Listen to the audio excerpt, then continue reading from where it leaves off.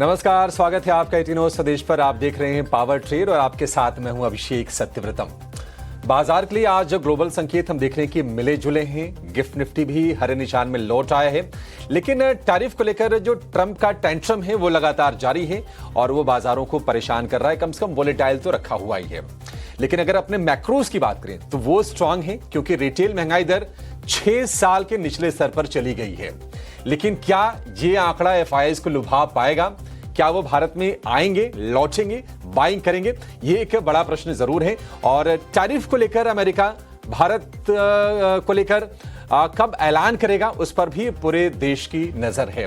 लेकिन आपकी रणनीति क्या होनी चाहिए, इस पर आगे हम चर्चा करेंगे। लेकिन शुरुआत कर लेते हैं शो की केनरा बैंक न्यूज हेडलाइंस के साथ।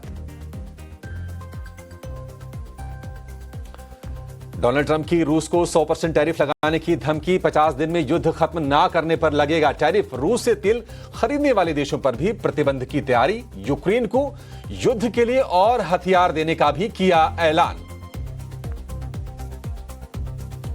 दिग्गज बैंकों के नतीजों से पहले अमेरिकी बाजारों में तेजी। डाउ 88 अंक चढ़ा, नेस्डेक में भी 50 अंकों की तेजी। वहीं डाउ फ्यूचर्स 75 और नेस्डेक फ्यूचर्स में करीब 100 अंकों की तेजी।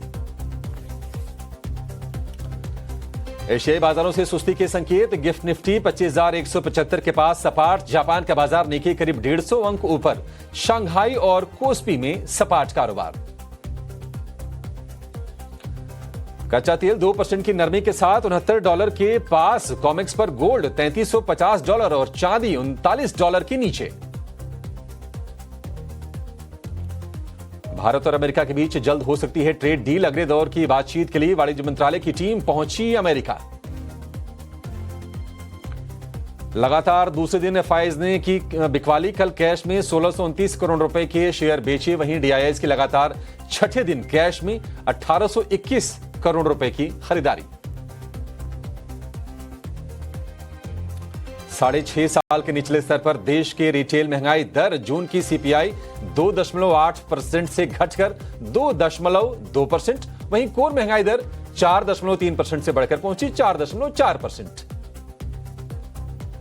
जून तिमाही में एचसीएल टेक के कमजोर नतीजे आए। 30,350 करोड़ रुपए के पास सपाट, लेकिन मुनाफा करीब 11% घटा।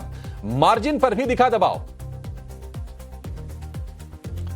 जून तिमाही में टाटा टेक के मिले जुले नतीजे। मुनाफे में करीब 10% की तेज गिरावट, मार्जिन पर भी दबाव। लेकिन Q1 में रैलिस इंडिया का अच्छा प्रदर्शन। घाटे से मुनाफे में आई कंपनी। आय में भी 120% से ज्यादा की बढ़ोतरी।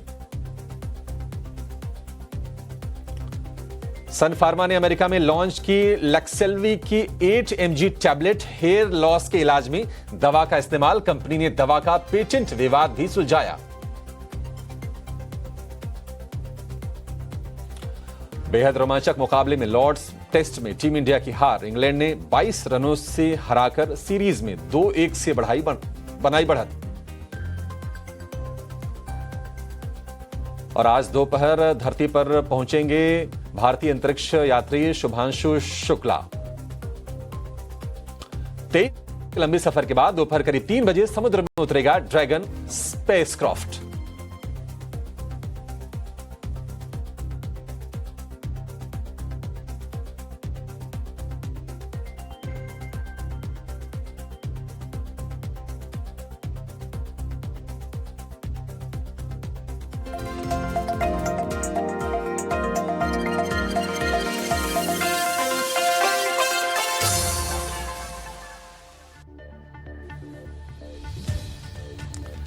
तो मंगलवार का दिन है और जो संकेत हैं फिलहाल एशियाई बाजारों से या फिर अमेरिकी बाजारों से, वो थोड़े थोड़े से मंगलमय लग रहे हैं, लेकिन बहुत ज्यादा उत्साह भरने का काम नहीं कर रहे हैं। और भारतीय बाजारों की अगर हम बात करें तो नतीजों को लेकर अभी भी कोई अच्छी खबर आई नहीं है। टीसीएस के कमजोर नतीजे आए, उसके बाद निफ्टी में एक और कंपनी एचसीएल टेक के भी नतीजे आ गए हैं, लेकिन दोनों के दोनों नतीजे कमजोर हैं और लगातार 4 सत्र से भारतीय बाजार में हम कमजोरी देख रहे हैं। लेकिन कुछ चीजें हो रही हैं, शायद भारतीय बाजारों का मूड अपलिफ्ट करने का काम करें। एफआईआईज के लिए तो इंडिकेटर का काम करेंगे ही, वो है रिटेल महंगाई दर के आंकड़े जो कि 6 साल के निचले स्तर पर आई हैं। और क्या भारत और अमेरिका ट्रेड डील करने के बेहद करीब हैं? भारत का जो डेलीगेशन है, वित्त वाणिज्य मंत्रालय की एक टीम है, वो फिर से अमेरिका में पहुंची है अगले दौर की बातचीत करने के लिए। क्या बात बन पाएगी? क्या 15 से 20% के बीच के टैरिफ पर सहमति बनेगी दोनों देशों में, ये देखने वाली चीज होगी। लेकिन आज के लिए बाजार के लिए क्रूशियल ट्रिगर्स कौन से होंगे वो आपकी स्क्रीन पर 4 तस्वीरों के माध्यम से। तो डोनाल्ड ट्रंप ने रूस पर 100% टैरिफ लगाने की धमकी दी है और कहा है कि आप 50 दिन के अंदर यूक्रेन के साथ युद्ध को खत्म कर लीजिए, अदरवाइज टैरिफ के लिए तैयार रहिए। ये रूस पर सेकेंडरी टैरिफ होगा। यही नहीं, ट्रंप ने यह भी धमकी दी है कि जो देश रूस से तेल खरीद रहे हैं उन पर भी हम सैंक्शंस लगाएंगे और एक्शन लेंगे। भारत भी बड़े खरीदारों में से एक है। क्या भारत को लेकर भी ट्रंप को सख्ती करेंगे, ये देखने वाली चीज होगी। लेकिन अमेरिकी बाजारों में तेजी हमने देखी है कल के सत्र में और लोअर लेवल से रिकवरी ठीक ठाक रही है। मैक्सिको पर और ईयू पर जो टैरिफ लगाया डोनाल्ड ट्रंप ने, बाजार ने शुरुआत में तो एक नेगेटिव रिएक्शन दिया, लेकिन लोअर लेवल से हमने देखा कि डाउ करीब 225 अंक और नेस्डेक में करीब 150 अंकों के आसपास की रिकवरी रही। और गिफ्ट निफ्टी भी आज शुरुआती सत्र में हम देख रहे थे कि कमजोर था, लेकिन फिलहाल आपको सपाट कारोबार करता हुआ दिखेगा। 25,175 के आसपास के स्तर आपको दिखेंगे। लेकिन एशिया टेक के कमजोर नतीजे और निफ्टी का एक और नतीजा जो कमजोर रहा है। टाटा टेक के नतीजे मिले जुले रहे हैं, कोई खास एक्साइटिंग रहे नहीं है। लेकिन टाटा ग्रुप की एक और कंपनी रेलिस, ये आई है घाटे से मुनाफे में और रेलिस का शेयर चल भी रहा है। शायद तेजी को और अब हम और एक्सटेंड होते हुए देखेंगे। लेकिन सन फार्मा ने यूएस में बाल झड़ने के इलाज में काम आने वाली एक दवा को लॉन्च किया है और उसके चलते हम देखेंगे कि सन फार्मा का जो शेयर रहेगा वो रहेगा फोकस में। तो ये कुछ कंपनीज के नतीजे, कुछ बड़े खबरों के दम पर चलने वाले शेयर, इन पर बाजार की रहेगी नजर। और बाकी ग्लोबल इवेंट्स और टैरिफ को लेकर जो तनातनी है या फिर टैरिफ को लेकर जो डेवलपमेंट है वो बाजार के लिए काफी यहां से क्रूशियल निश्चित तौर पर होने वाले हैं।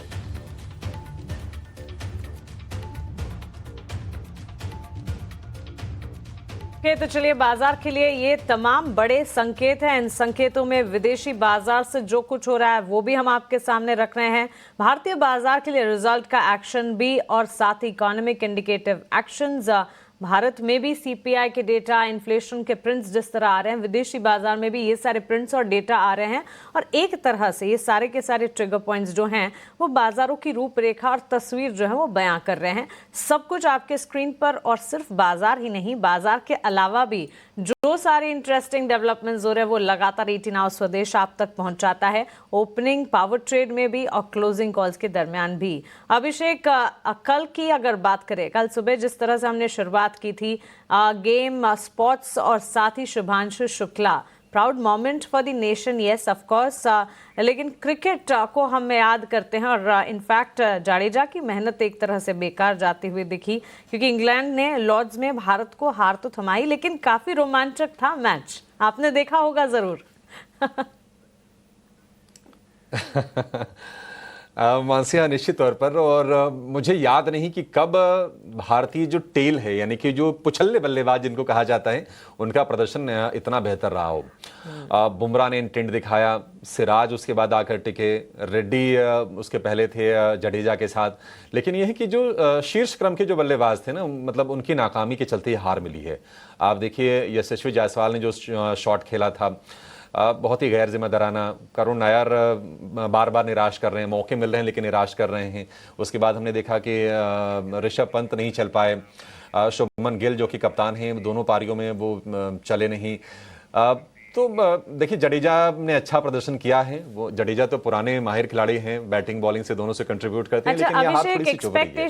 ये हम टेस्ट जीत सकते थे, मतलब पहले इनिंग्स भी एक्सपेक्टेशन शुभमन गिल से भी थी, लेकिन उन्होंने भी परफॉर्मेंस जैसा था वैसा नहीं दे पाए। पिछले सीरीज में, पिछले मैचेस में जो परफॉर्मेंस थी उसके सामने ये परफॉर्मेंस तो कुछ नहीं कही जाएगी। बिल्कुल बिल्कुल मानसी, देखिए शुभमन गिल से अब कप्तान है तो उम्मीदें तो रहती हैं और ऐसे क्रूशियल मौकों पर देखिए तभी आपके ना कैलिबर का पता चलता है कि आपका मेटल क्या है। 200 रन से कम का टारगेट था, लेकिन कल ये 4 विकेट जो गिर गए थे ना परसों ही है, तो मैंने तो कहा ही था कि नहीं मामला फिर बराबरी का है, कल जीत सकते थे। बट वो लास्ट में ना जैसे सिराज आउट हुए तो बड़ा दुर्भाग्यपूर्ण रहा कि नहीं उन्होंने डिफेंड किया, बॉल फिर टर्न होके जाके विकेटों में लग गई। अब क्या कहें, कई बार किस्मत साथ नहीं देती है। लेकिन शुभमन से थोड़ा चर्चा को आगे बढ़ाएंगे। आज शुभांशु पर भी नजरें रहेंगी। आज धरती पर हम उनकी सकुशल वापसी की दुआ कर रहे हैं। 2 हफ्ते से ज्यादा उन्होंने इंटरनेशनल स्पेस स्टेशन पर बिताया है, कई सारे अनुसंधान किए हैं, भारत के लिए ऐतिहासिक ये मोमेंट रहा है और धरती पर आएंगे। और आगे मानसी हम कोशिश करेंगे कि उनसे भी रूबरू हों, उनके एक्सपीरियंसेस को हम जानेंगे 18 आवर्स स्वदेश पर। बिल्कुल 18 आवर्स स्वदेश पूरी कोशिश करेगा। शुभांशु शुक्ला से बातचीत करेंगे और हम आप तक पहुंचाएंगे उनका एक्सपीरियंस कैसा रहा। लेकिन yes, it's a proud moment for the nation. और आज दोपहर धरती पर पहुंचेंगे भारतीय अंतरिक्ष यात्री शुभांशु शुक्ला। 23 घंटे के लंबे सफर के बाद करीब 3 बजे के आसपास समुद्र में इनका ड्रोन ड्रैगन स्पेसक्राफ्ट जो है वो उतरने जा रहा है, तो इस पर नजर जरूर रहेगी। अभिषेक। हाँ बिल्कुल, इस पर नजर रहेगी। तो एक निराशाजनक चीज आई है टेस्ट क्रिकेट से, लेकिन दूसरा जो पूरे देश के लिए एक गर्व का विषय है। ये तस्वीरें हमारे सीने को चौड़ा करती हैं मानसी। लेकिन आज मंगलवार है और क्या ग्लोबल बाजारों से मंगलमय संकेत हैं? क्योंकि 4 दिन की गिरावट हम देख चुके हैं। कल किसी तरह से 25,000 का लेवल बच गया बाजार में। बिल्कुल, कल वही बात हो रही थी ना, जब क्लोजिंग पर हम थे, क्लोजिंग कॉल में भी हम यही कह रहे थे कि जब तो जहद कर रहे हैं बाजार, बस 25,000 के लेवल्स को टिकाए रखें। लेवल्स को टिकाया जरूर, और दिन भर सुस्ती दिखाने के बाद in fact last hour of trade में हमने एक रिकवरी भी देखी बेंचमार्क्स में। ब्रॉडर मार्केट्स तो हालांकि साथ दे ही रहे थे, लेकिन आज सुबह ग्लोबल बाजार के मूड माहौल की अगर बात करें, गिफ्ट निफ्टी की तरफ से एम्प्लाइड ओपन जो है हम देख रहे थे बिकवाली थी, वहां से हरे निशान में आता हुआ और अब 25,165 के आसपास सेटल होता हुआ नजर आ रहा है। अमेरिकी बाजार से संकेतों पर खासतौर से हमें नजर रखनी चाहिए, क्योंकि वहां से एक तो टैरिफ इम्प्लीकेशन को लेकर एक के बाद एक खबरें लगातार आती हुई दिख रही है, जिसका इंपैक्ट तो है ही। On the face of it Donald Trump की रूस को 100% टैरिफ लगाने की जो धमकी है, ये एक तरह से अब कह सकते हैं कि सिलसिला इसी तरह जारी रहेगा। और अब सारे के सारे ग्लोब के फ्रंट पर तमाम जो बाजार है, तमाम जो मार्केट्स हैं, इस चीज को डाइजेस्ट कर रहे हैं कि एक के बाद एक इस तरह की चीजें आ सकती हैं। लेकिन 50 दिन में युद्ध खत्म ना करने पर यह टैरिफ लगेगा, तो एक तरह से डोनाल्ड ट्रंप ने धमकी ही दी है। 50 दिन में शांति समझौता अगर नहीं हुआ तो फिर ये टैरिफ इम्प्लीकेशंस जो हैं वो लग जाएंगे। और रूस से इनफैक्ट तेल खरीदने वाले जो देश हैं उन पर भी प्रतिबंध की तैयारी। अब कैविएट ये है कि इस लिस्ट में तो भारत भी शामिल हैं। तो आगे किस तरह के डेवलपमेंट्स और इसका इम्पैक्ट कैसा आएगा, इस पर खास तौर से हमें नजर रखनी चाहिए। अच्छा, यूक्रेन को युद्ध के लिए और हथियार देने के लिए भी ट्रंप ने अनाउंसमेंट्स की है, और लिटरली ये एक डेवलपमेंट और इस डेवलपमेंट का असर आगे किस तरह का होगा। और जिस तरह ट्रंप अपने एक के बाद एक डिसीजंस ले रहे हैं, उस पर जिस तरह यूरोपियन यूनियन, मेक्सिको ने भी इस पर सवाल उठाए थे, अब यहाँ से रशिया के ऊपर भी इस तरह से सेकेंड टाइम टैरिफ इम्प्लीकेशंस की खबर आ रही है, इसका रिएक्शन तो आना ही है, जिस पर हमें नजर रखनी होगी। लेकिन यूएस के मार्केट्स को अगर याद करेंगे, यूएस मार्केट्स में अपने अलग ट्रिगर्स है जिसके चलते हमने मूव्स देखे, पॉजिटिव मूव्स नजर आए। दिग्गज बैंक्स के नतीजे आने वाले हैं वहां पर भी। भारतीय बाजार में जैसे अर्निंग सीजन है, वहां पर भी अर्निंग सीजन चल पड़ा है, और ये हफ्ता काफी इंपॉर्टेंट है बैंक्स एंड फाइनेंशियल्स के लिए, और किसी भी देश के लिए बैंक्स एंड फाइनेंशियल्स जो हैं काफी इंपॉर्टेंट सेगमेंट हो जाता है। इन अ वे बैकबोन ऑफ द इकोनॉमी के पूरे हालात तय होते हैं इनसे। आपके स्क्रीन पर आप देख रहे हैं आज जो इंपॉर्टेंट नंबर्स आने वाले, ये पूरा हफ्ता अमेरिका में भी अहम नतीजों वाला हफ्ता है, और इसी के चलते इन नंबर से ठीक पहले हम देख रहे हैं पॉजिटिव अपमूव एक्शन वहां पर देखने को मिला है। डाउ में करीब 88 अंकों की मजबूती हमने देखी। नैस्डैक भी 50 अंक तेजी के साथ ही कल क्लोज हुआ, और डाउ फ्यूचर्स की अगर बात करें, नैस्डैक फ्यूचर्स की अगर बात करें, 75 से 100 अंकों की तेजी के साथ शुरुआत तो होती हुई, और जो ट्रेड्स हैं ऑलमोस्ट तेजी के साथ ही इस वक्त नजर जरूर आ रहे। तो फ्यूचर्स से सेंटिमेंट्स ठीक है। बीती रात इंडेक्सेस में भी हमने देखा, और स्टॉक स्पेसिफिक, सेक्टर स्पेसिफिक भी काफी तेजी के आसार देखने को मिले। एशियाई बाजार में मिले जुले स्टांस है। गिफ्ट निफ्टी तो आप देख ही रहे हैं, जापान के बाजार निक्केई में मजबूती है, शंघाई और कॉस्पी में एक फ्लैट कामकाज देखने को मिला है, तो वहां से एक मिक्स क्यूज कह सकते आते हुए। और बाजार के लिए अन्य संकेतों की अगर बात करें, कच्चा तेल 2% की नरमी के साथ ऑलमोस्ट $69 to $70 बैरल के आसपास ब्रेंट ट्रेड करता हुआ। घरेलू बाजार में भी कुछ ऐसी ही तस्वीर है। 3 हफ्ते की ऊंचाई छूने के बाद हम देख रहे हैं एक तरह से ये लेवल्स जो हैं आते हुए नजर आ रहे हैं। थोड़ा सा ब्रीदर जरूर लिया है, और साथ ही सेफ हेवन पर यानी कि सोने चांदी की चाल पर भी नजर रखनी चाहिए। 3,356 के डॉलर के लेवल्स हम देख रहे हैं विदेशी बाजार में सोने में, लेकिन कल के सत्र में चांदी जो है आउट परफॉर्म कर रही थी गोल्ड को, लगातार सिल्वर और गोल्ड के बीच कंपैरिजन अब हो रही है और चांदी के लेवल्स की अगर बात करें 1,14,000 के पास भी पहुंचते हुए ड्यूरिंग दिस सेशन घरेलू बाजार में तो हमने रिकॉर्ड उच्चतम स्तर भी चांदी में देखे हैं। तो आज बाजार खुलने के साथ प्रेशियस मेटल्स पर, सोने चांदी पर, और चांदी सिर्फ प्रेशियस मेटल नहीं, इंडस्ट्रियल मेटल भी है, काफ़ी सारे इंडस्ट्रीज में भी इस्तेमाल होता है और वहाँ पर इतनी तेज़ी होना काफ़ी हद तक सेक्टर स्पेसिफिक अप्रोचेस को भी डेवलप करेगी और चांदी में तो तेज़ी हम देख ही रहे हैं। 10 year bond deal 4.4%, dollar index 98-99 के लेवल्स के आसपास इस वक्त देखने को मिली है। ऑल इन ऑल ठीक ठाक मिले जुले संकेत, पॉजिटिव नहीं कहेंगे, टिल्टेड टुवर्ड्स डाउनसाइड है क्योंकि टैरिफ इंप्लीकेशंस को हमें भूलना नहीं है। यूएस के मार्केट्स तो संभल रहे हैं लेकिन उसके अलावा अक्रॉस द ग्लोब बाकी बाजारों में क्या हो रहा है और भारतीय बाजार भी तो इस वक्त उठापटक झेल रहे हैं। सो ये सारी की सारी चीजें हैं जो कि ग्लोब के फ्रंट पर है। देखेंगे अब भारतीय बाजार पर इसका असर कैसा पड़ता है।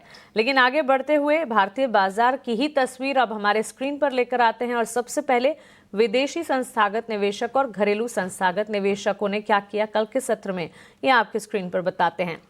एफआईएस डीआईएस के एक्शन की अगर बात करें, वापस हमने देखा एफआईएस की बिकवाली के आंकड़े लगभग कह सकते हैं दूसरा ट्रेडिंग सेशन लगातार 11 जुलाई को तो 5,100 करोड़ की बिकवाली थी अभिषेक, लेकिन कल के सत्र में करीब 1,600 करोड़ की बिकवाली का ट्रेंड है। इसके ठीक सामने डीआईएस खरीदारी जरूर कर रहे हैं, ऑलमोस्ट 1,821 करोड़ के शेयर्स कैश मार्केट में डीआईएस ने।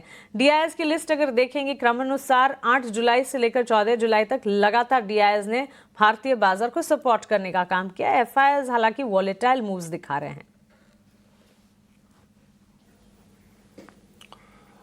मानसी, हाँ देखिए एफआईएस की मतलब बिकवाली कोई बहुत बड़ी नहीं है लेकिन बिकवाली तो है और ये थोड़ी सी चिंता की बात ज़रूर है, नेगेटिव संकेत बाजार के लिए ज़रूर है।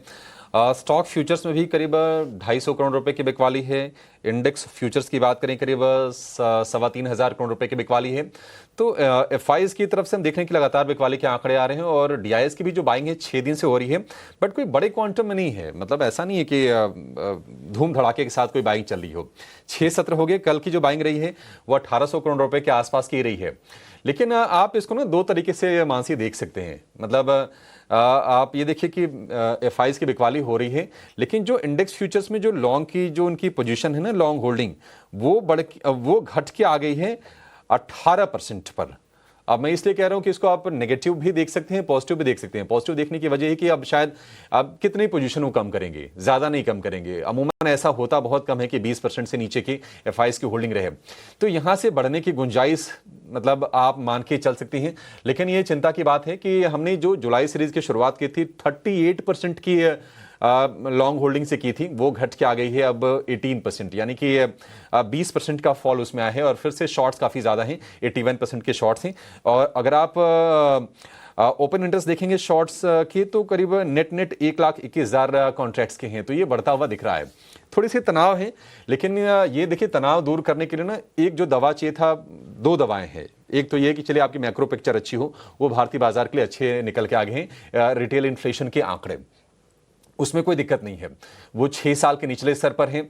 और दूसरी चीज ये चाहिए कि आपके अर्निंग बेहतर हो। अब अर्निंग में जो टीसीएस के बाद एचसीएल टेक क्या है वो भी कमजोर आए, तो आईटी में एक और नतीजा कमजोर आ गया। हालांकि टाटा टेक के नतीजे मिले जुले आए, रैलीस आई है प्रॉफिट, बट वो छोटी कंपनीज हैं। एफआईएस तो देखते हैं बड़ी कंपनीज को, इंडेक्स वाले जो स्टॉक्स हैं उनको देखते हैं, चाहे वो निफ्टी के कंट्रीब्यूटर्स हों या फिर निफ्टी बैंक के हों। तो उस फ्रंट पर थोड़ी सी चिंता जरूर है। और एक जो कॉशियस अप्रोच होगा वो ये होगा कि अभी तक भारत को लेकर डोनाल्ड ट्रंप ने टैरिफ का अनाउंसमेंट किया नहीं है, और दूसरी तरफ रूस के बहाने ही सही भारत को धमकी भी दे दी है। मतलब उन्होंने कहा है कि जो देश रूस से कच्चा तेल खरीद रहे हैं उन पर हम प्रतिबंध लगाएंगे। अब क्या करेंगे ट्रंप पता नहीं आगे, लेकिन ये धमकी तो है क्योंकि भारत की जो रूस से जो खरीदारी है वो लगातार हम देख रहे हैं कि कच्चे तेल की बढ़ रही है। और ये कोविड के टाइम में शुरू हुई, मतलब सस्ता तेल भारत को मिल रहा था रूस से और भारत ने वो बढ़ाई भी बाइंग को, तो ये एक धमकी भी वाली भी चीज है। अब इस धमकी के बीच में क्या इसका बदला ट्रंप जो है वो टैरिफ के तौर पर निकालेंगे, क्या करेंगे ये बहुत ही अनिश्चित है। लेकिन इस बीच भारत का एक डेलीगेशन गया है अमेरिका में, वाणिज्य मंत्रालय की टीम पहुंची है अगले दौर की बातचीत करने के लिए, और हो सकता है कि एक इंटरिम डील पर सहमति बन जाए दोनों देशों पर। लेकिन 26% का टैरिफ लगाया था डोनाल्ड ट्रंप ने 2 अप्रैल को, वो 26% से घटकर कितना नीचे आएगा?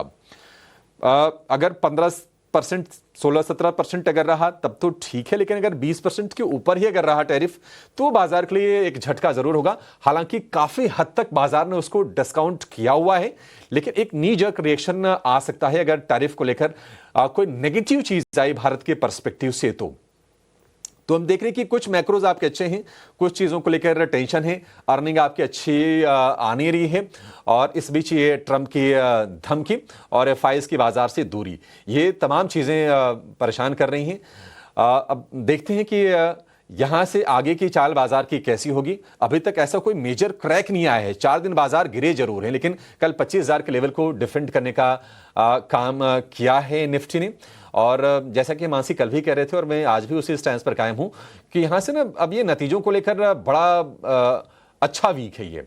अच्छा इन द सेंस कि मतलब बड़ी कंपनीज के नतीजे आएंगे और करीब 38% वेटेज के नतीजे आने वाले हैं। नतीजे अगर अच्छे आ गए, मान लीजिए इन्फोसिस के नतीजे अच्छे आ गए, यहां से रिलायंस के नतीजे अच्छे आ गए, आईसीसी बैंक, एचडीएफसी बैंक के नतीजे अच्छे आए, तो बाजार में मोमेंटम को हम शिफ्ट फिर से होते हुए देखेंगे तेजी की तरफ में। तब तक हम देख सकते हैं कि एक बाजार में वॉलेटिलिटी ग्लोबल संकेतों के चलते वो बने रहने के पूरे आसार दिखाई दे रहे हैं।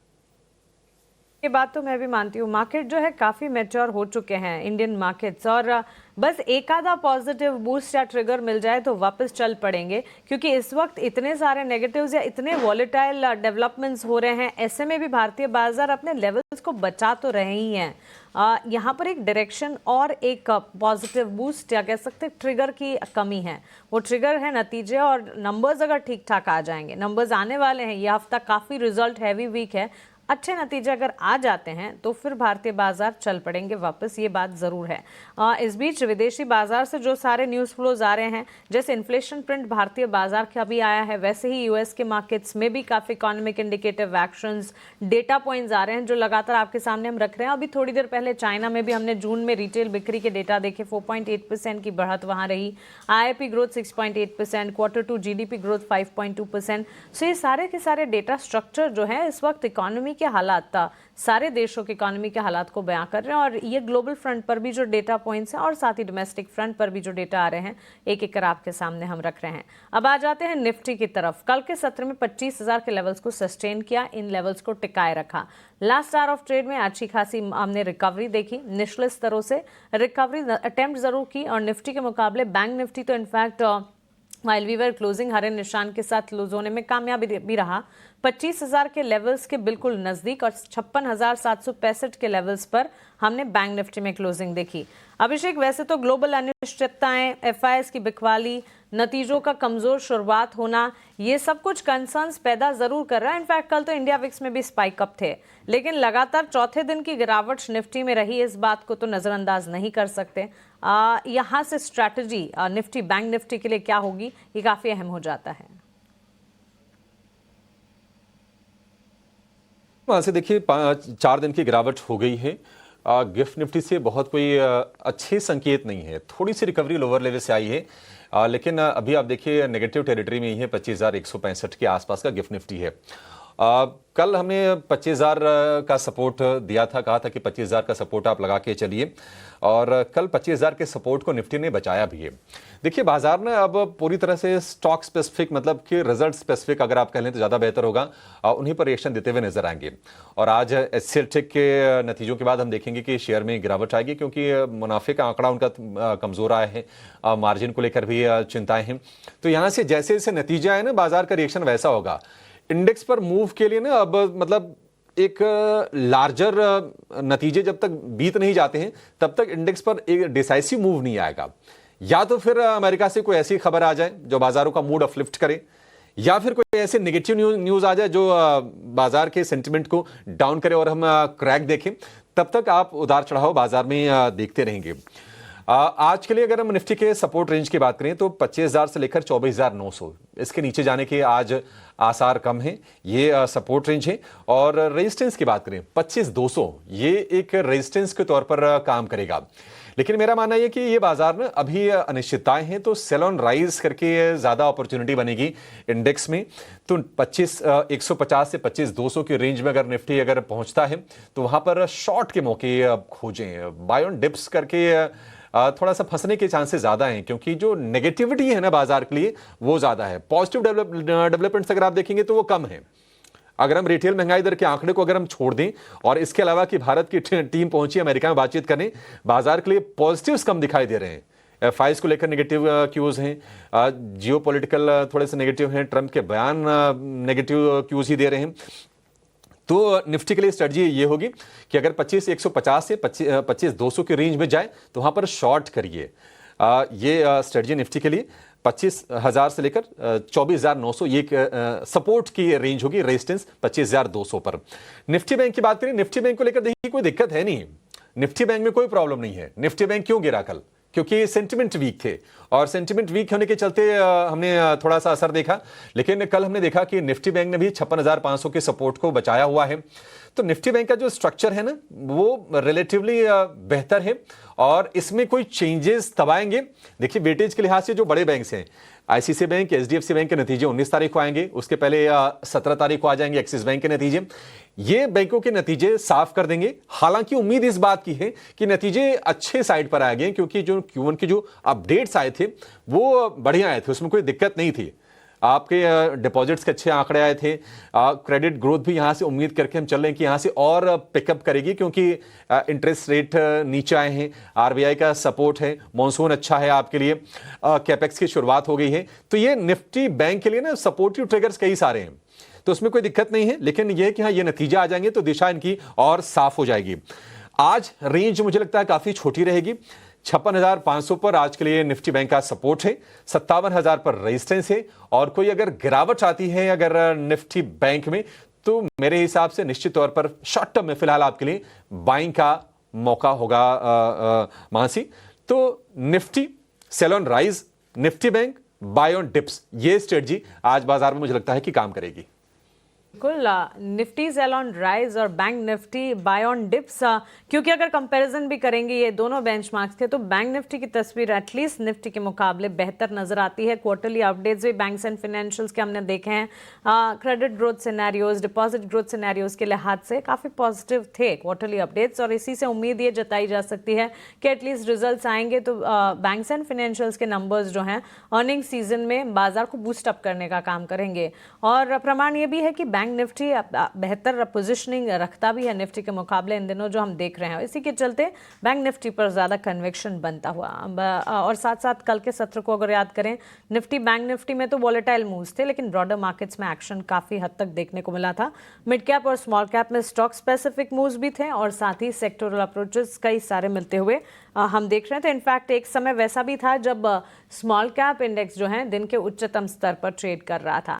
तो चलिए, ये तो रणनीति हो गई आपके लिए। ग्लोबल सेटअप हमने आपके सामने रख दिया। 4 बड़ी बातें, इंपॉर्टेंट ट्रिगर्स जिसके इर्द गिर्द बाजार जो है वो आज ट्रेंड करते दिखेंगे, वो भी आपको बताया। और स्ट्रैटेजी वाइज एफआईएस डीआईएस का एक्शन देखते हुए साथ साथ निफ्टी बैंक निफ्टी में करना क्या है ये भी आपके सामने हमने रखा। लेकिन अब आगे बढ़ेंगे और एक एक कर खबरें और रिसर्च पर फोकस करेंगे। अब देखिए, एचसीएल टेक्नोलॉजीज के नंबर्स जब आने वाले थे तो नंबर्स से ठीक पहले नंबर्स कैसे रह सकते हैं वो हम आपको बता रहे थे। अब नतीजे आ चुके हैं। आज बाजार खुलने के साथ साथ एचसीएल टेक्नोलॉजी पर उसका इम्पैक्ट भी पड़ेगा और टीसीएस के नतीजों के बाद सारी निगाहें एचसीएल टेक्नोलॉजीज पर थी। नतीजे कमजोर रहे। नंबर्स से क्या कुछ रिव्यूज निकल कर आए हैं, मैनेजमेंट ने कमेंट्री क्या दी है, क्या हुआ जिसके चलते मुनाफे के फ्रंट पर डेंट पड़ा, ये हमें पुलकित बताने वाले। और सन फार्मा को लेकर एक इंपॉर्टेंट न्यूज़ फ्लो आया है। कंपनी की एक मेडिसिन जो है उस पर अमेरिका में कंपनी ने हेयर लॉस के इलाज के लिए दवा जो है उस पर एक डेवलपमेंट किया है। कंपनी की दवा के पेटेंट के विवाद जो थे वो भी सुलझते हुए दिखे हैं। इस पर डिटेल बातचीत सृष्टि हमारे साथ करने वाली है। तो पहले चलते हैं पुलकित के पास, उनसे जानते हैं एचसीएल टेक्नोलॉजीज के Q1 रिजल्ट्स का रिव्यू। उसके बाद सृष्टि के पास चलेंगे। पुलकित बताएं। TCS के बाद अब HCL टेक ने अपने नतीजे पेश किए और नतीजे उम्मीदों से काफ़ी ज़्यादा नीचे रहे। अगर हम रेवेन्यू की बात करें तो ये सिर्फ 0.3% क्वार्टर ऑन क्वार्टर बेसिस पे अप रहा। वहीं अगर हम एबिट की बात करें तो ये -9.2% क्वार्टर ऑन क्वार्टर बेसिस पे डाउन रहा। प्रॉफिट आफ्टर टैक्स भी -10.8% डाउन रहा और एबिट मार्जिन लगभग 171 बेसिस पॉइंट से डाउन रहा। वहीं अगर हम टोटल डील विंस और टोटल कॉन्ट्रैक्ट वैल्यू की बात की जाए तो ये लगभग 1812 मिलियन डॉलर के पास रही। वहीं पिछले क्वार्टर में ये लगभग 3 बिलियन के आसपास थी। अगर हम टोटल हेडकाउंट की बात करें तो ये लगभग 2,23,151 पर रहा और पिछले क्वार्टर में ये लगभग 2,23,420 पे था। मैनेजमेंट की कमेंट्री पे अगर गौर किया जाए तो मैनेजमेंट जो engineering research and development service line है वहाँ पे थोड़ा सा पॉजिटिव लगा और मैनेजमेंट को इसमें और ग्रोथ होने की उम्मीद है। वहीं जो AI रिलेटेड प्रोजेक्ट्स हैं और एडॉप्शन जेन AI का एडॉप्शन है उस पर कंपनी का ज़्यादा फोकस है। IT सर्विस रेवेन्यू 17% से लगभग अब 15.1% पर इस क्वार्टर में घट कर आया है। उम्मीदों के मुकाबले अगर ET के जो एस्टिमेट्स थे उसकी बात की जाए, ET नाउ के एस्टिमेट्स की, तो ET नाउ के एस्टिमेट्स में रेवेन्यू इन लाइन रहा लेकिन एबिट मार्जिन और पैट उससे काफ़ी कम रहा। ठीक है, शुक्रिया पुलकित। तो HCL टेक के नतीजे अनुमान से कमज़ोर रहे हैं और आज इसमें आप गिरावट देखेंगे। हालांकि ये ध्यान रखिए कि TCS के नतीजे आने के बाद ऑलरेडी हम IT शेयर में फॉल देख चुके हैं, तो क्या फिर से रिएक्शन देंगे, ये एक देखने वाली चीज़ होगी। हो सकता है कि शुरुआती झटके के बाद लोअर लेवल से थोड़ी सी बाइंग भी आए HCL टेक में। लेकिन एक और कंपनी जो आज हमारे फोकस में रहेगी और जिसमें आप तेजी देख सकते हैं और वो कंपनी है सन फार्मा। सन फार्मा ने अमेरिका में एक हेयर लॉस की दवा लेक्सेवी वो लॉन्च की है और बड़ा बाजार है अमेरिका में। हेयर फॉल से बहुत सारे लोग पीड़ित हैं। क्या खबर आई है जरा ये विस्तार से समझ लेते हैं। हमारी सहयोगी सृष्टि शर्मा हमारे साथ जुड़ गई हैं। सृष्टि, गुड मॉर्निंग। बताइए क्या न्यूज है सन फार्मा की इस दवा को लेकर। जी हाँ, बड़ी खबर आती हुई सन फार्मा के लिए, जहां पर फाइनली कंपनी ने US मार्केट्स में अपनी हेयर लॉस की जो ड्रग है लेक्सेल्वी उसके लॉन्च की अनाउंसमेंट कर दी है। देखिए, कई समय से बात लगाई जा रही थी कि ये जो प्रोडक्ट है अगर सन फार्मा इसे लॉन्च करती है इसको एक बड़ा फ़ायदा हो सकता है, क्योंकि फ़िलहाल अभी तक हम देख रहे थे कि इसकी पेटेंट इन्फ्रिंजमेंट को लेकर इसका केस चल रहा था एक दूसरी फार्मा कंपनी के साथ। पर अब पहला ये कि ये जो पेटेंट इन्फ्रिंजमेंट का पूरा केस और ये मामला था उसको सेटल कर दिया है सन फार्मा ने। एक अमाउंट जो है वो दूसरी कंपनी को पे करेगी, कितना पे करेगी ये अनाउंस नहीं किया है, पर उसी के साथ साथ उन्होंने इस ड्रग को लॉन्च करने का भी ऐलान किया है। अब इसके मायने समझते हैं। अब देखिए, एलोपेशिया जो कि एक ऑटो इम्यून डिजीज होती है, इसके ट्रीटमेंट में ये पर्टिकुलर ड्रग जो कि लेक्सेल्वी है उसका उपयोग होता है। माना जाता है कि US में हर साल लगभग 70,000 लोग इसका ट्रीटमेंट लेते हैं, इसीलिए ये एक बड़ी अपॉर्चुनिटी साइज ड्रग मानी जा रही है सन फार्मा के लिए। ना ही सिर्फ ये, कंपटीशन फिलहाल कम है और आने वाले समय में एनालिस्ट ये उम्मीद कर रहे हैं कि ये शायद सन फार्मा के लिए सेकेंड सबसे ज़्यादा बिकने वाली स्पेशलिटी ड्रग बनती हुई दिखे, क्योंकि आने वाले 3 से 5 साल में अगर इलारा की माने तो ये 1600 से 2500 करोड़ रुपए की जो आय है केवल इस प्रोडक्ट से आ सकती है, ऐसा इलारा का मानना है। और साथ ही साथ second highest selling specialty product Ilumya के ठीक बाद आना सन फार्मा के लिए एक बेहद पॉजिटिव हो सकता है। तो इसीलिए आज सन फार्मा पर नज़र भी है और एक बेहद पॉजिटिव खबर आती हुई कंपनी के लिए। बिल्कुल बेहद पॉजिटिव है और महज इसी एक प्रोडक्ट से 1600 से करीब 2600 करोड़ तक के रेवेन्यूज आने की संभावनाएं जताई जा रही है। तो इन इटसेल्फ ये काफ़ी इम्पोर्टेंट है और हाँ, कह सकते हैं कि हेयर फॉल ट्रीटमेंट जो है काफ़ी हद तक सारे के सारे बड़े इम्पोर्टेंट प्रॉब्लम्स का हिस्सा बना है, चाहे फिर मेल हो या फीमेल हो उनके लिए। और इस तरह की दवा का आना कंपनी के लिए, हेयर लॉस के सोल्यूशन का आना कंपनी के लिए काफ़ी बेहतर होगा, क्योंकि इसकी डिमांड काफ़ी हद तक देखने को मिलेगी ज़रूर। तो सन फार्मा पर फोकस रखेंगे। 1682 के लेवल्स पर कल हमने आधे से 1% की तेज़ी देखी थी। आज बाजार खुलने के साथ इस खबर का असर दिख ज़रूर सकता है, इस पर नज़र ज़रूर रखी जाएगी। इम्पॉर्टेंट जो खबरें हैं वो आपके सामने हमने रखी, उसके साथ साथ डिटेल रिसर्च भी एक एक कर हम आपको बता रहे हैं, ताकि बाजार खुलने से पहले आपकी सारी तैयारी हो जाए। लेकिन अब हमारे साथ हमारी एक्सपर्ट की पैनल भी जुड़ रही हैं, उनका भी स्वागत करेंगे और उनसे समझने की कोशिश करते हैं कि बाजार की तस्वीर आज कैसी है, स्ट्रैटेजी क्या मेंटेन करनी चाहिए, क्योंकि काफ़ी वॉलेटाइल है मार्केट। तो इसमें एक एक्सपर्ट की राय बहुत ज़्यादा इंपॉर्टेंट हो जाती है, सिर्फ फंडामेंटल या टेक्निकल नहीं, दोनों टेक्निकल एक्सपर्ट और फंडामेंटल एक्सपर्ट हमारे साथ जुड़े हैं। किरण जानी है हमारे साथ और हमारे साथ राज व्यास भी जुड़ गए हैं। जेंटलमैन, बहुत स्वागत है आपका 18 हाउस स्वदेश पर अपना समय देने के लिए, आपका शुक्रिया। Good morning to both of you. Kiran ji, शुरुआत आपसे करना चाहूंगी एक टेक्निकल टेक मार्केट का। कल नए हफ्ते की शुरुआत हमने की थी, पिछला पूरा हफ्ता काफ़ी चैलेंजेस थे मार्केट्स में और कल का सत्र भी कुछ ऐसा ही शुरू हुआ और कह सकते हैं कि एक सॉफ्टवेयर नोट पर शुरुआत की हमने। लास्ट आवर ऑफ ट्रेड में एक रिकवरी ज़रूर दिखी। दिन के दौरान 25,150 नीचे, 25,151 के लेवल्स, 25,000 के स्तर को इंटैक्ट रखने की कोशिश, इस कोशिश में कामयाबी हाथ लगी। इंडेक्स वाइज स्ट्रैटेजी क्या बनाए आज? Very good morning everyone. So overall अगर हम मार्केट का डिस्कशन करें तो जैसे आपने बताया कि कल एक फ्लैट ओपनिंग के बाद हमने देखा कि मार्केट में रिकवरी नहीं आई, ओपन हाई सेम रहा। नीचे के लेवल पे हमने काफी एक नीचे के लेवल, अगर मैं स्पॉट लेवल की बात करूं तो स्पॉट लेवल में कहीं ना कहीं 25,000 तक के लेवल हमने टेस्ट किए, लेकिन लास्ट आवर में एक रिकवरी आई जहां से 25,000 से मार्केट वापस 25,100 और स्पॉट निफ्टी 25,080-90 के बीच में क्लोजिंग हो गया है। अब कहीं ना कहीं 20 दिन की मूविंग एवरेज के नीचे भले ही है, लेकिन इंट्राडे चार्ट्स के ऊपर आप देखोगे तो एक फॉलिंग वेज ब्रेकआउट हमें देखने को मिल रहा है। तो साथ ही साथ आप देखोगे तो करीबन ऑलमोस्ट 6-7-17 से मार्केट नीचे के लेवल के ऊपर ट्रेड कर रहा है, lower top lower bottom pattern में। उसके चलते momentum indicator over sold territory के अंदर है। सो देयर आर चांसेस कि हम एक बाउंस बैक यहाँ से एक्सपेक्टेड है और साथ ही साथ 25,000 एक इंपॉर्टेंट लेवल भी है क्योंकि वहां पे मैक्सिमम पुट राइटर्स हम देख रहे हैं। तो 25,000 टूटे उसकी एज ऑफ नाउ गुंजाइश है, तो प्रोबेबिलिटी बहुत कम है। रिस्क रिवॉर्ड रेशियो फेवरेबल हो चुका है, तो मेरे हिसाब से यहाँ पे एक बार के लिए लॉन्ग करना चाहिए। ऊपर में स्पॉट निफ्टी के लेवल के हिसाब से 25,200 का लेवल ध्यान में रखिए। 25,200 तक हमें लग रहा है कि ये रिकवरी आएगी। जैसे ही 25,200 का लेवल क्रॉस होता है, एक वापस स्ट्रॉन्ग अप ट्रेंड के अंदर हम रिज्यूम कर सके, ऐसा हमें लग रहा है। तो एज ऑफ नाउ 25,200 की रेंज रहेगी। बाय ऑन डिप्स की स्ट्रैटेजी के साथ 25,000 का स्टॉप लॉस हमें मेंटेन करना है। दूसरी तरफ बैंक निफ्टी की बात करें तो निफ्टी से ज्यादा स्टेबल या तो एक स्ट्रॉन्ग चार्ट पैटर्न है डेली चार्ट के ऊपर।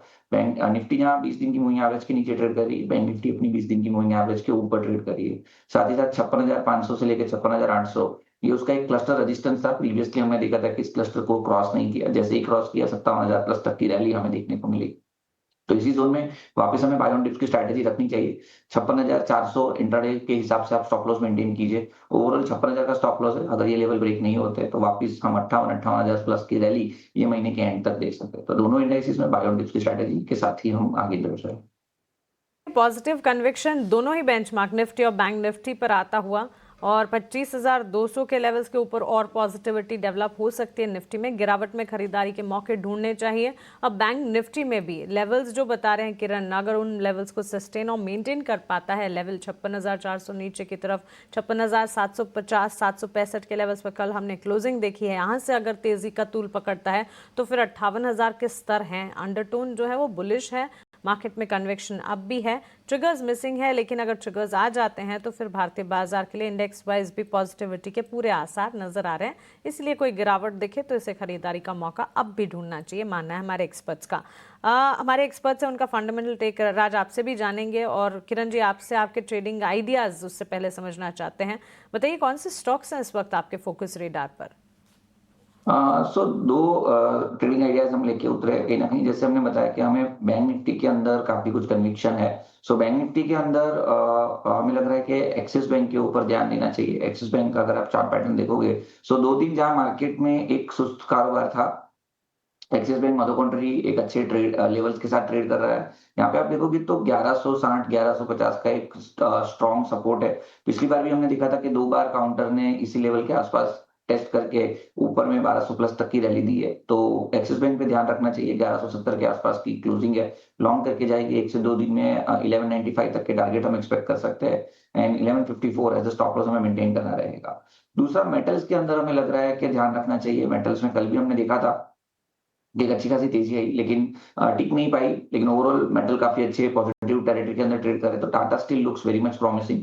अगर आप इसका डेली चार्ट देखोगे टाटा स्टील का, तो कहीं ना कहीं एक बड़ा सा cup and handle pattern breakout है। साथ ही साथ जब भी काउंटर 160 162 के आसपास से करेक्शन देता है तो तभी हर टाइम उसने हायर लोज बनाए हैं। तो एक ये इनहेरेंटली बुलिश पैटर्न है। 160 के आसपास की क्लोजिंग, यहाँ थोड़ा लंबा नजरिया रखिए। 170 प्लस तक के टारगेट हम एक्सपेक्ट कर रहे हैं कि एक आध वीक में हमें देखने को मिले, और जो स्टॉप लॉस मेंटेन करना है वो 154 कम करना है। तो 154 के स्टॉप लॉस के साथ टाटा स्टील बाय करना है और 1154 के स्टॉप लॉस के साथ एक्सिस बैंक बाय करना है। चलिए, बिल्कुल बाजार खुलने से ठीक पहले आपके पास दो टेक्निकल आइडियाज है बैंक्स एंड फाइनेंशियल्स जिसकी हम बात कर रहे थे। पॉजिटिव फोकस रेडार पर हमारे एक्सपर्ट्स के भी एक्सिस बैंक पर एक रणनीति बनती हुई यहाँ पर खरीदारी के मौके आपको ढूंढने हैं, और इसी के साथ साथ मेटल्स में शाइन नज़र आती ज़रूर है इन दिनों। ऑफकोर्स ये शाइन वॉलेटाइल भी रहती है, लेकिन टाटा स्टील के चार्ट्स पर नज़र ज़रूर रखनी चाहिए। यहाँ पर भी मौके ज़रूर मिलते हुए दिखेंगे। किरण जी के टारगेट, स्टॉप लॉसेस और उनकी स्ट्रैटेजी जो है लगातार हम फ्लैश कर रहे हैं स्क्रीन पर। बाजार खुलने के साथ साथ इन ट्रेडिंग आइडियाज़ पर नज़र भी ज़रूर रहेगी। लेकिन चलिए, यहाँ पर एक टेक्निकल नज़रिया इंडेक्स वाइज टेक बाजार का हमने जाना। अब खबरों के दम पर एक्शन कहाँ है, और एक्सचेंजेस पर कल बाजार बंद होने के बाद ढेर सारी खबरें आई हैं। उनमें काफ़ी सारी खबरें इंपॉर्टेंट थी। वो इंपॉर्टेंट खबरें जो हैं उन्हें छांट कर हम आपके लिए लेकर आए हैं, जिसमें रिजल्ट्स भी हैं, न्यूज़ फ्लोज भी है। ये सारा का सारा एक्शन रविंदर हमें बता रहे हैं। रविंदर, बताएं खबरों वाले शेयर्स। जी बिल्कुल, तो सबसे पहले हम शुरुआत करेंगे अर्निंग वाले शेयर से, जहां पर टाटा टेक्नोलॉजीज़ ने अपने Q1 FY26 के अर्निंग रिलीज़ किए हैं, और कंपनी का जो रेवेन्यू है उसमें जो है 3% से ज़्यादा की इसमें जो है डिक्लाइन देखने को मिली क्वार्टर बेसिस, और वहीं जो एबिट रहा है उसमें भी 16.5% की इसमें डिक्लाइन देखने को मिली सिक्वेंशियल बेसिस है। वहीं मार्जिन जो है वो 13.6% पर देखने को मिला है। तो ओवरऑल जो है मिक्स सेट ऑफ नंबर आए हैं टाटा टेक्नोलॉजी से Q1 के। इसी के साथ साथ तेजस नेटवर्क भी आज फोकस में रह सकता है, जहाँ पर कंपनी में का जो Q1 का जो रेवेन्यू है उसमें 87% का डिक्लाइन देखने को मिला है ईयर ऑन ईयर बेसिस, और कंपनी ने जो है नेट लॉस रिपोर्ट किया है 194 करोड़ का, एज कम्पेयर टू जो उनका प्रॉफिट था पिछले साल के क्वार्टर में 77 करोड़ का। इसी के साथ रैलिस इंडिया भी आज फोकस में रह सकता है, जहाँ पर कंपनी का जो Q1 में जो रेवेन्यू है वो 957 करोड़ पर देखने को मिला है, as compare to 430 crore quarter basis पर, और कंपनी ने जो है नेट प्रॉफिट रिपोर्ट किया 95 करोड़ का, एज कम्पेयर टू जो उनका पिछले क्वार्टर में लॉस था 32 करोड़ का। तो इसी के साथ साथ रैलिस इंडिया के जो Q1 के जो नंबर आए हैं काफ़ी अच्छा है, जिसके चलते रैलिस इंडिया भी आज फोकस में रह सकता है। अगला जो स्टॉक है ब्रिगेड एंटरप्राइजेस, जहां पर ब्रिगेड एंटरप्राइजेस के बोर्ड ने जो है फंड रेज के लिए अप्रूवल दे दिया है, जिससे कि कंपनी जो है 1500 करोड़ का फंड रेज करने वाली है NCDs के थ्रू, जिसके चलते ब्रिगेड एंटरप्राइज भी आज फोकस में रह सकता है। ओबेरॉय रियल्टी भी आज फोकस में रह सकता है, जहाँ पर ओबेरॉय रियल्टी के कंसोर्टियम ने होटल हॉरिजॉन के लिए जो है 919 करोड़ की बोली के CIRP यानी कॉर्पोरेट इंसॉल्वेंसी रेजोल्यूशन प्रोसेस के तहत जो जीत लिया है, जिसके चलते ओबेरॉय रियल्टी में भी आज एक्शन देखने को मिल सकता है। अगला जो स्टॉक फोकस में रह सकता है ऑर्डर विन के चलते, जहां पर रेलटेल कॉर्पोरेशन ऑफ इंडिया को जो है ईस्ट सेंट्रल रेलवे से जो है वर्क ऑर्डर मिला है, और जो कॉस्ट है इस वर्क ऑर्डर का वो 264 करोड़ का है, जिसके चलते इसमें एक्शन देखने को मिल सकता है। दीपक फर्टिलाइजर भी आज फोकस में रह सकता है, जहाँ पर कंपनी ने जो है लॉन्ग टर्म एग्रीमेंट साइन किया है पेट्रोनेट LNG के साथ, और इसका जो वैल्यू है इस एग्रीमेंट का वो 1200 करोड़ का है। आखिर में बात करेंगे कुछ एनर्जी स्टॉक्स आज फोकस में रह सकते हैं, जैसे कि टाटा पावर, जहाँ पर इंडिया ने जो 50% नॉन फॉसिल फ्यूल कैपेसिटी जो है वो टारगेट से पहले ही अचीव कर लिया है। जो 2030 का जो टारगेट था उसमें इंडिया ने 5 साल पहले उस टारगेट को अचीव कर लिया है, और इंडिया का जो टोटल इंस्टॉल पावर कैपेसिटी है वो 484.8 गीगावाट पर आ जाता है, जिसके चलते कुछ पावर स्टॉक्स पर भी आज एक्शन देखने को मिल सकता है। शुक्रिया रविंदर। तो ये तमाम खबरें हैं, इनके दम पर आज शेयरों में आप एक्शन देखेंगे, लेकिन निश्चित तौर पर जो नतीजे हैं वहां से ही जो बड़े क्यूज है वो आते हुए दिखेंगे। HCL टेक सभी पैमानों पर कमजोर नतीजे, टाटा टेक मिले जुले नतीजे, तेजस नेटवर्क्स मुनाफे से घाटे में, इसके अलावा रैलिस घाटे से मुनाफे में। तो ये सभी के सभी शेयर आज एक्शन में रहेंगे, फोकस में रहेंगे, और इन पर एक एक करके अपने एक्सपर्ट्स का हम व्यू ले लेते हैं कि आपको करना क्या है। लेकिन उसके पहले एक और काम कर लेते हैं कि थोड़ा समग्रता से व्यू बनाने में आसानी हो जाएगी कि ब्रोकरेज हाउसेस के व्यूज क्या निकल के आए हैं HCL टेक के नंबर्स के बाद, और बाकी और कौन सी कंपनियों पर उनका फोकस है, ये बताने के लिए आशीषा हमारे साथ जुड़ गई हैं। आशीषा, गुड मॉर्निंग, बताइए क्या रिपोर्ट्स हैं आज? अभिषेक, तो हाँ, सबसे पहले HCL टेक से ही शुरुआत करेंगे। कल नतीजे मार्केट आवर्स के बाद आए और मिले जुले से कमज़ोर नतीजे ही दिखे, जिसके चलते ब्रोकरेज हाउसेस का नज़रिया भी ज़्यादा कुछ पॉजिटिव तो नहीं है। नुवामा ने टारगेट प्राइस 1630 रुपये प्रति शेयर की दी है, और उन्होंने रेटिंग डाउनग्रेड की है। पहले खरीदारी की राय थी, अब उसे डाउनग्रेड कर अब होल्ड की रेटिंग दी है, और 1630 रुपये प्रति शेयर का लक्ष्य नुवामा ने दिया है। उनका मानना है कि मिले जुले नतीजे थे, रेवेन्यू में करीब 6.8% का कांस्टेंट करेंसी ग्रोथ डिक्लाइन दिखा। एबिटा 16.3% पे आए, लेकिन रेवेन्यू ग्रोथ गाइडेंस मैनेजमेंट ने नैरो की है इस साल के लिए, जिसके चलते उन्होंने अपने टारगेट प्राइसेस घटाए हैं और ईपीएस एस्टिमेट्स भी FY26 और 27 के लिए घटाए हैं। इसके अलावा टाटा टेक्नोलॉजीज पर आईसीआईसीआई सिक्योरिटीज की रिपोर्ट है। उन्होंने सेल की रेटिंग तो बरकरार रखी है, लेकिन टारगेट प्राइस जो पहले 480 रुपए प्रति शेयर था, वो अब मार्जिनली बढ़ाकर 510 रुपए प्रति शेयर का टाटा टेक्नोलॉजीज पर किया है। उनका मानना है कि रेवेन्यू ग्रोथ काफ़ी स्ट्रॉन्ग था। टेक्नोलॉजी सॉल्यूशन सेगमेंट में कंपनी का परफॉर्मेंस काफ़ी अच्छा था, जिसके चलते रेवेन्यू ग्रोथ दिखा इस तिमाही में। इसके अलावा ईपीएस एस्टिमेट्स उन्होंने मार्जिनली बढ़ाए हैं 0.6% से, और ईपीएस एस्टिमेट्स भी थोड़े से बढ़ाए हैं, जिसके चलते टारगेट प्राइस बढ़कर अब 510 रुपए प्रति शेयर के आसपास होती है। एक्सिस बैंक पर मोतीलाल ओसवाल की रिपोर्ट है।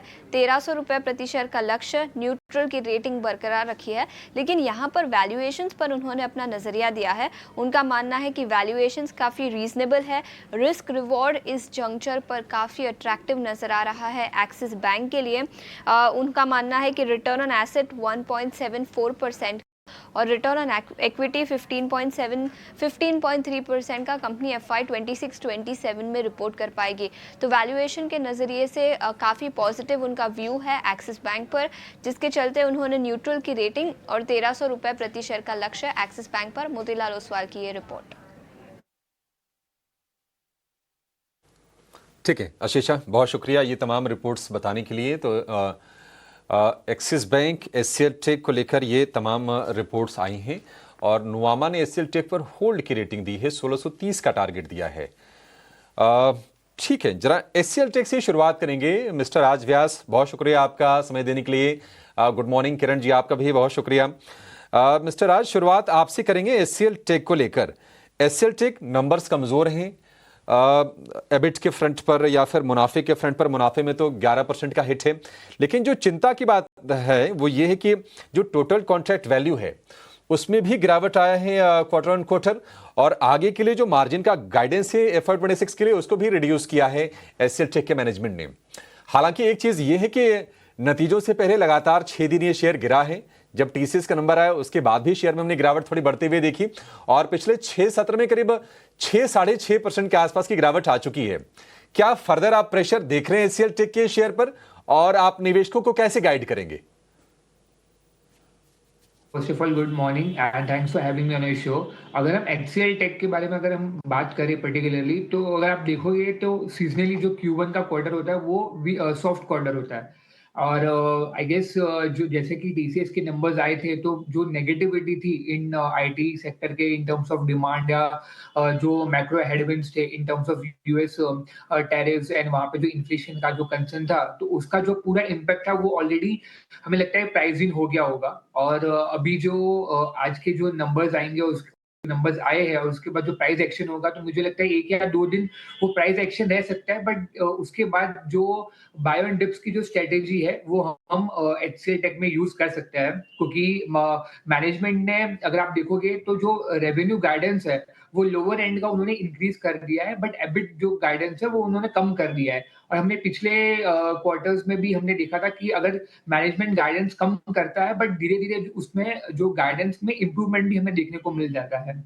और अगर हम ये क्वार्टर की पर्टिकुलरली बात करें, तो जो मार्जिन का जो इम्पैक्ट था वो पर्टिकुलरली एक जो उनकी जो क्लाइंट थी उनके बैंकरप्सी होने की वजह से ही उनके मार्जिन पे इम्पैक्ट हुआ है, क्लोज टू 20-22 बेसिस पॉइंट्स। और आई गेस उन्होंने Q2 में भी इनका इंडिकेशन दे दिया कि Q2 का भी एबिट जो मार्जिन होगा वो इम्पैक्टेड होगा। बट अगर हम पॉजिटिव साइड में अगर हम जाएंगे, तो जो मैक्रो एनवायरनमेंट है वो मैनेजमेंट ने बोला है कि वो काफी स्टेबल है। उनके मार्जिन्स जो मैक्रो हेडविंड्स की वजह से इम्पैक्ट नहीं हुआ है, बल्कि जो मैंने बताया जो क्लाइंट के बैंकरप्सी की वजह से हुआ है। तो आगे चल के मैनेजमेंट कमिटेड रखता है कि उनका जो जेन एआई या जो दूसरी जो टेक्नोलॉजीज में जो इन्वेस्ट कर रहे हैं, उनका फेयर अमाउंट ऑफ जो इम्प्रूवमेंट है वो हमें कमिंग क्वार्टर्स में देखने को मिलेगा। और जो क्वार्टर 1 में जो डील विंस एक्सपेक्टेड थे, वो कमिंग क्वार्टर्स Q2 में हमें देखने को मिल सकते हैं। तो हमारा एक्सपेक्टेशन यही है कि जो Q1 में जो हमें जो डील विंस मिली थी, हालांकि एक्सपेक्टेशन से कम थी, वो Q2 में इसका पूरा का पूरा इम्पैक्ट हमें देखने को मिल सकता है। तो आई गेस अगर हम देखेंगे स्टॉक का प्राइस एक्शन भी, तो वो अपने 52 वीक हाई से तकरीबन 20% नीचे है। तो हमारा मानना यही है कि सर्टेन अगर एक डिप मिलता राज जी। है तो वो आज प्योरली एक रिजल्ट जी। ड्रिवन की हो। राज जी, एक चीज क्लियर कर दीजिए सर आप, कि जो निवेशक हैं अभी भी बने रहें या फिर वो निकल के कहीं और निवेश कर लें? बने रह सकता है निवेशक जो ठीक है, ऑलरेडी जो जिनके पास ठीक है, शेयर्स जो है वो इन्वेस्टर्स हैं, कंटिन्यू टू होल्ड। ठीक है, they can continue to hold HCL tech को लेकर ये व्यू।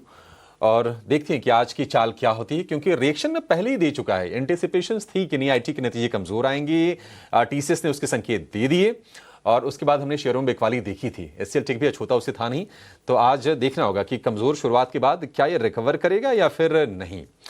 टाटा टेक थोड़ा थोड़ा ये लोअर लेवल से रिकवर हुआ है शेयर, लेकिन इसके भी जो रिजल्ट आए वो मिक्स सेट ऑफ नंबर ही टाटा टेक ने रिपोर्ट किए हैं।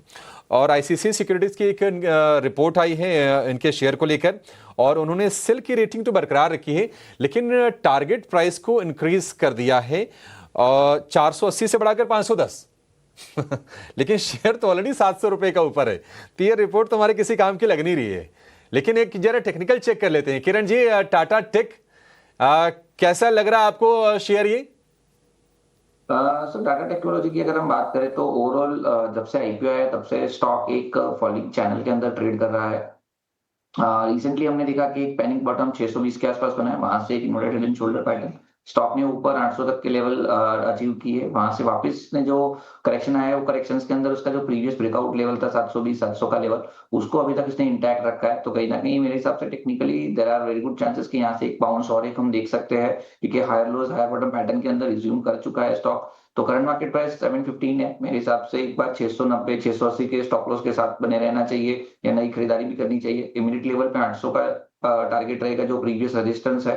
जैसे ही 800 का लेवल क्रॉस करेगा एक अच्छी खासी तेजी हम टाटा टेक्नोलॉजी में एक्सपेक्ट कर सकते हैं। तो डेफिनेटली नीचे में 680 690 के स्टॉप लॉस के साथ टाटा टेक्नोलॉजी लॉन्ग करना है।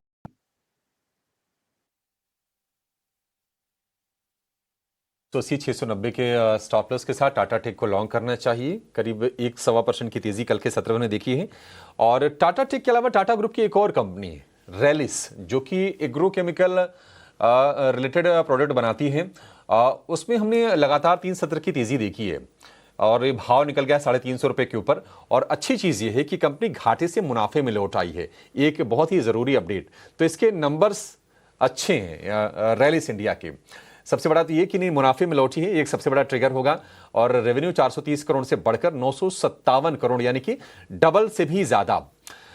मिस्टर व्यास, रैलिस इंडिया शेयर चला है नतीजों से पहले, क्या और चलेगा? और जिनके पास हैं वो क्या करें, जिनके पास नहीं है क्या वो भी खरीद सकते हैं? तो डेफिनेटली अगर आप देखोगे कि हमारा जो एग्रोकेमिकल स्पेस पे जो व्यू था वो काफी पॉजिटिव ही था, हमने पहले भी इस पे चर्चा करी थी। और अगर आप देखोगे इसमें से मेघमनी ऑर्गेनिक्स जो था वो भी लास्ट क्वार्टर में लॉस मेकिंग कंपनी से होके वो भी टर्न अराउंड हो गया था। और अभी हमने देखा कि रैलिस इंडिया ने भी सेम एक तरीके का वो सेम बैंड बनाया हुआ है। तो हमारा मानना यही है कि रैलिस इंडिया इधर से भी आगे वो ग्रो कर सकता है, क्योंकि अगर हम उनके परफॉर्मेंस के बारे में अगर हम देखेंगे तो अक्रॉस सेगमेंट्स उन्होंने अच्छा रिपोर्ट किया है इन टर्म्स ऑफ नंबर्स। और उनका जो मैनेजमेंट का जो फोकस है दैट इज प्योरली उनका वर्किंग कैपिटल इंप्रूव करना है, प्रोडक्ट्स मिक्स को भी इंप्रूव करना है, हायर मार्जिन प्रोडक्ट्स को आगे सेल आउट करना है ताकि मार्जिन और इंप्रूव हो सके, और उसके तहत अपना जो बॉटम लाइन है वो भी उनका इंप्रूव हो जाएगा। और मुझे लगता है कि आगे चल के और वो 5 से 7 प्रोडक्ट और नए लॉन्च करने वाले हैं in terms of crop protection और सीड प्रोडक्ट्स के रिलेटेड। तो ये इनका जो प्रोडक्ट मिक्स है वो इनको आगे ग्रोथ के लिए और सपोर्ट करता है। तो हमारा व्यू जो है ये स्पेस पे वो पॉजिटिव ही है।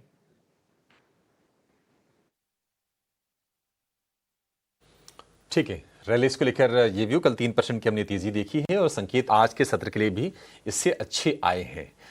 चलिए, स्टॉक्स की फहरिस्त लंबी है, लेकिन एक छोटे से ब्रेक के लिए रुकेंगे और ब्रेक के बाद जब लौटेंगे तो हेडलाइंस के साथ करेंगे मार्केट्स लाइव की शुरुआत। हमारे मेहमान हमारे साथ बने हैं, कुछ और एक्सपर्ट्स को जोड़ेंगे और कुछ और बेहतरीन ट्रेडिंग कॉल्स या फिर निवेश की रणनीति आपके लिए हम सुझाएंगे। आप कहीं जाएगा नहीं।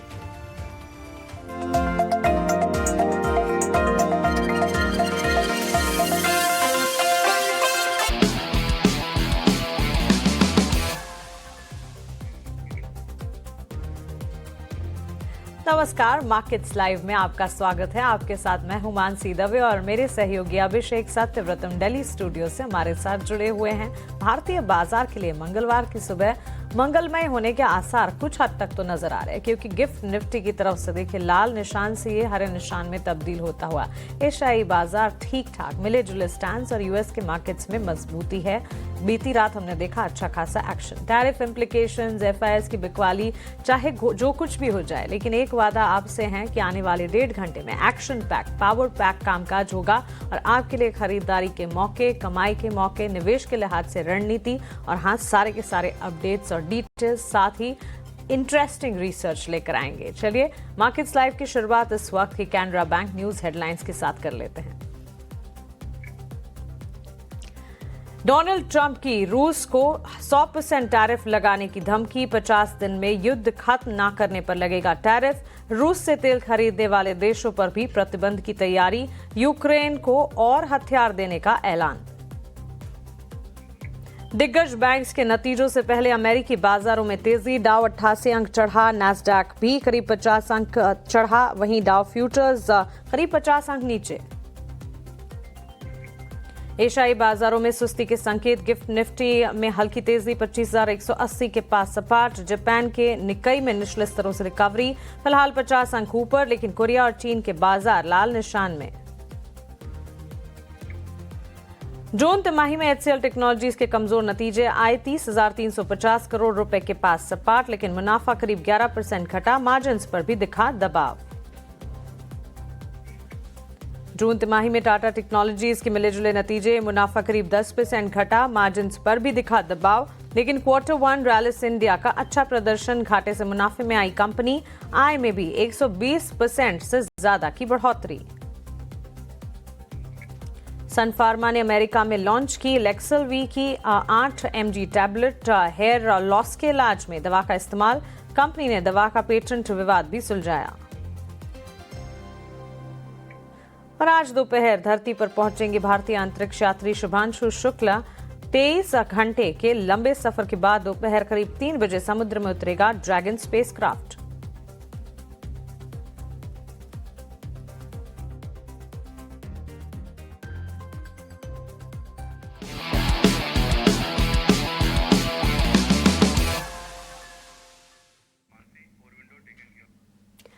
कुछ ही मिनटों में प्री ओपन के लेवल्स आपके स्क्रीन पर होंगे, उसके साथ बाजार की शुरुआत भी हो जाएगी। प्री ओपन के साथ साथ इस वक्त मार्केट में किस तरह के सिनेरियोज पैन आउट हो रहे हैं, करेंसी की ओपनिंग, इन तमाम पर नजर रहेगी।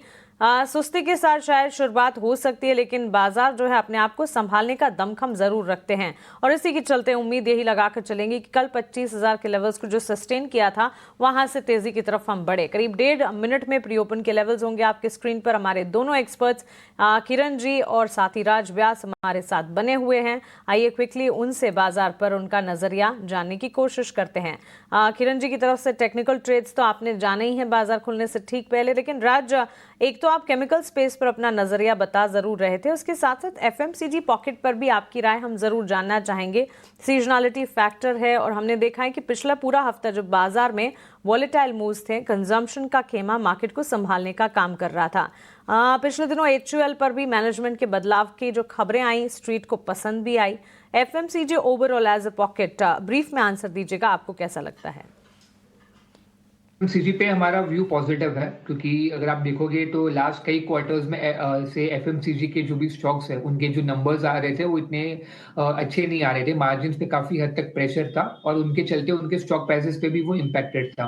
अभी हमने ये क्वार्टर में देखा है कि जो अपडेट्स थे वो हालांकि थोड़े मिक्स थे, बट पहले से काफी हद तक बेहतर थे। और अगर आप देखोगे कि अपडेट्स के बाद भी कई जो स्टॉक्स हैं उनमें अच्छी खासी एक बाउंस बैक भी हमें देखने को मिला है।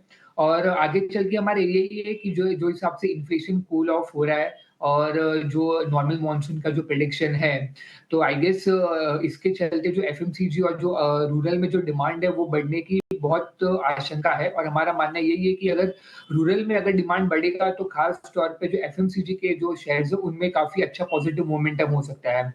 अगर मैं प्राइस एक्शन के बारे में भी बात करूं तो जो अक्रॉस अगर एफएमसीजी स्टॉक्स की मैं बात करूं तो उसमें जो रिस्क रिवॉर्ड है वो काफी फेवरेबल है, क्योंकि आपको प्राइस घटने में इतना नुकसान नहीं होगा, पर बढ़ने के लिए जो है वो स्काई इज द लिमिट, ऐसा हम बोल सकते हैं इसमें।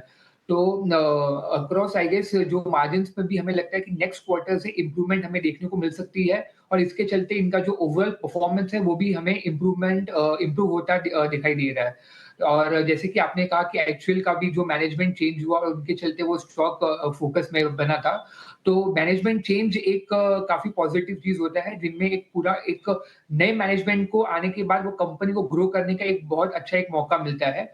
और जैसे कि न्यू मैनेजमेंट उनको 30 इयर्स का एक्सपीरियंस है, तो हमारा मानना यही है कि वो उस कंपनी को और आगे स्केल करके लेके जाएंगे, क्योंकि अगर आप एक्चुअल को देखोगे तो लास्ट 4 to 5 इयर्स एक्चुअल ने इतना परफॉर्म नहीं किया है, बट उसके प्रीवियसली 4-5 इयर्स कंपनी ने तकरीबन 4 to 5 टाइम्स के रिटर्न्स दिए हैं। तो हमारा यही अनुमान है कि लास्ट 4-5 इयर्स सॉफ्ट होने के बाद अभी ये स्टॉक एक अगले एक नए कदम या नए ग्रोथ पोटेंशियल की ओर बढ़ता नजर आ रहा है। तो ओवरऑल एफएमसीजी पैक्ट हमारा व्यू पॉजिटिव है, और इसमें हमारे स्टॉक स्पेसिफिक अगर हमारा कॉल लेना होगा तो हमारा डाबर और वरुण बेवरेजेस लिमिटेड में हमारा जो व्यू है वो काफी पॉजिटिव है।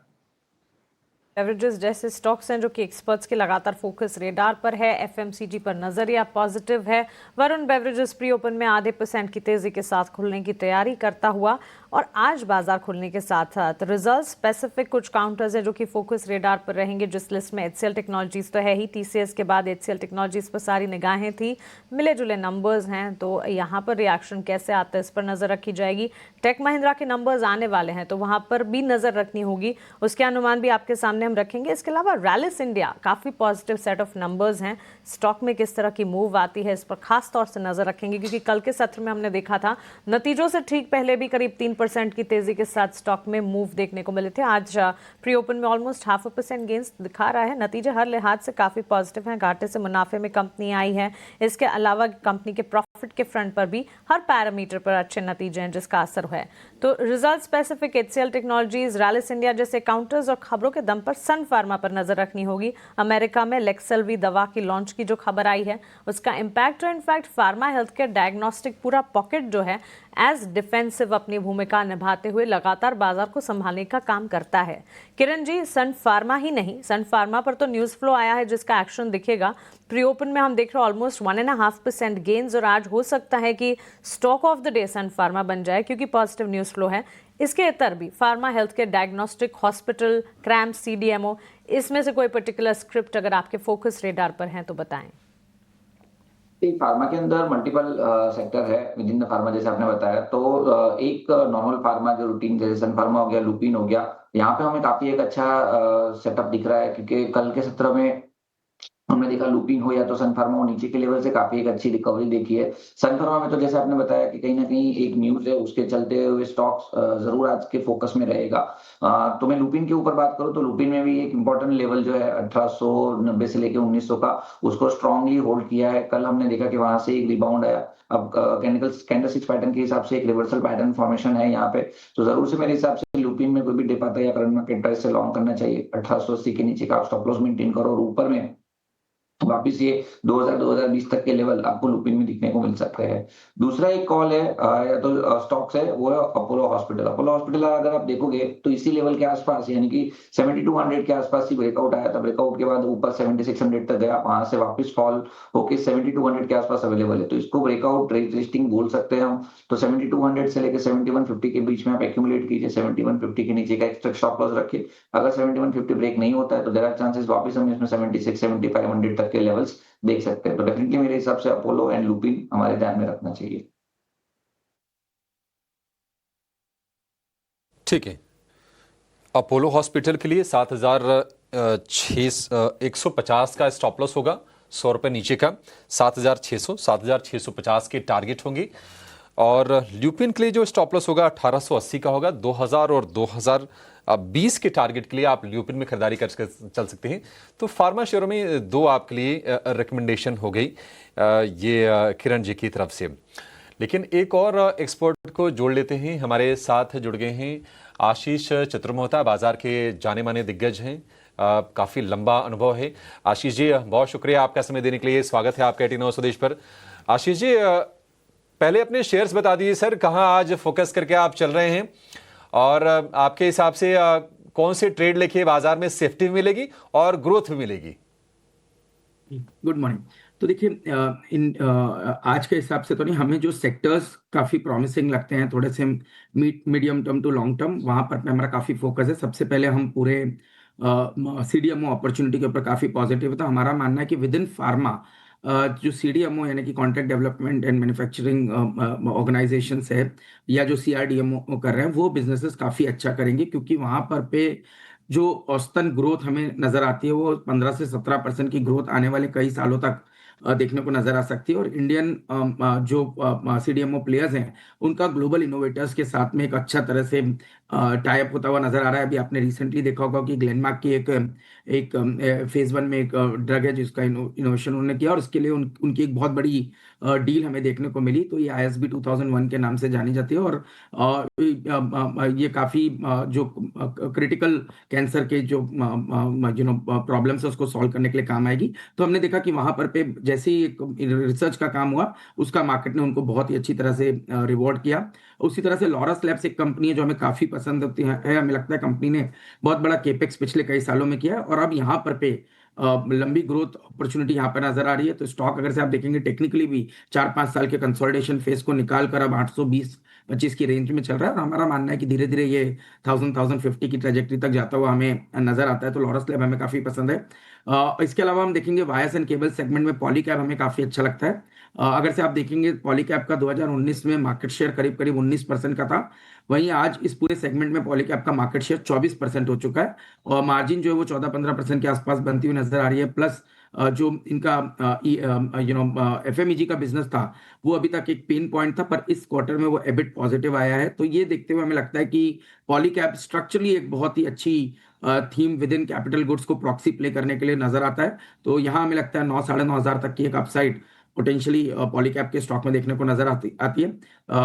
तीसरा जो हमें स्पेस काफी पसंद है वो है हॉस्पिटल्स, और हॉस्पिटल्स के अंदर में हमें 2 स्टॉक बहुत ही अच्छे लग रहे हैं। पहला है एस्टर DM, और दूसरा हमें जो काफी अच्छा लगता है वो है ग्लोबल हेल्थ यानी कि मेदांता। दोनों ही कंपनीज काफी अच्छा कर रही है, और हमें लगता है कि इनका एक केपेक्स साइकिल कम हो चुका है। तो अब कहीं ना कहीं आपका जो ऑपरेटिंग रेवेन्यू है पर बेड वो इंक्रीज होता हुआ नजर आएगा। तो दोनों ही स्टॉक एक अच्छी टेलविंड यहाँ पर दिखाते हुए नजर आ रहे हैं।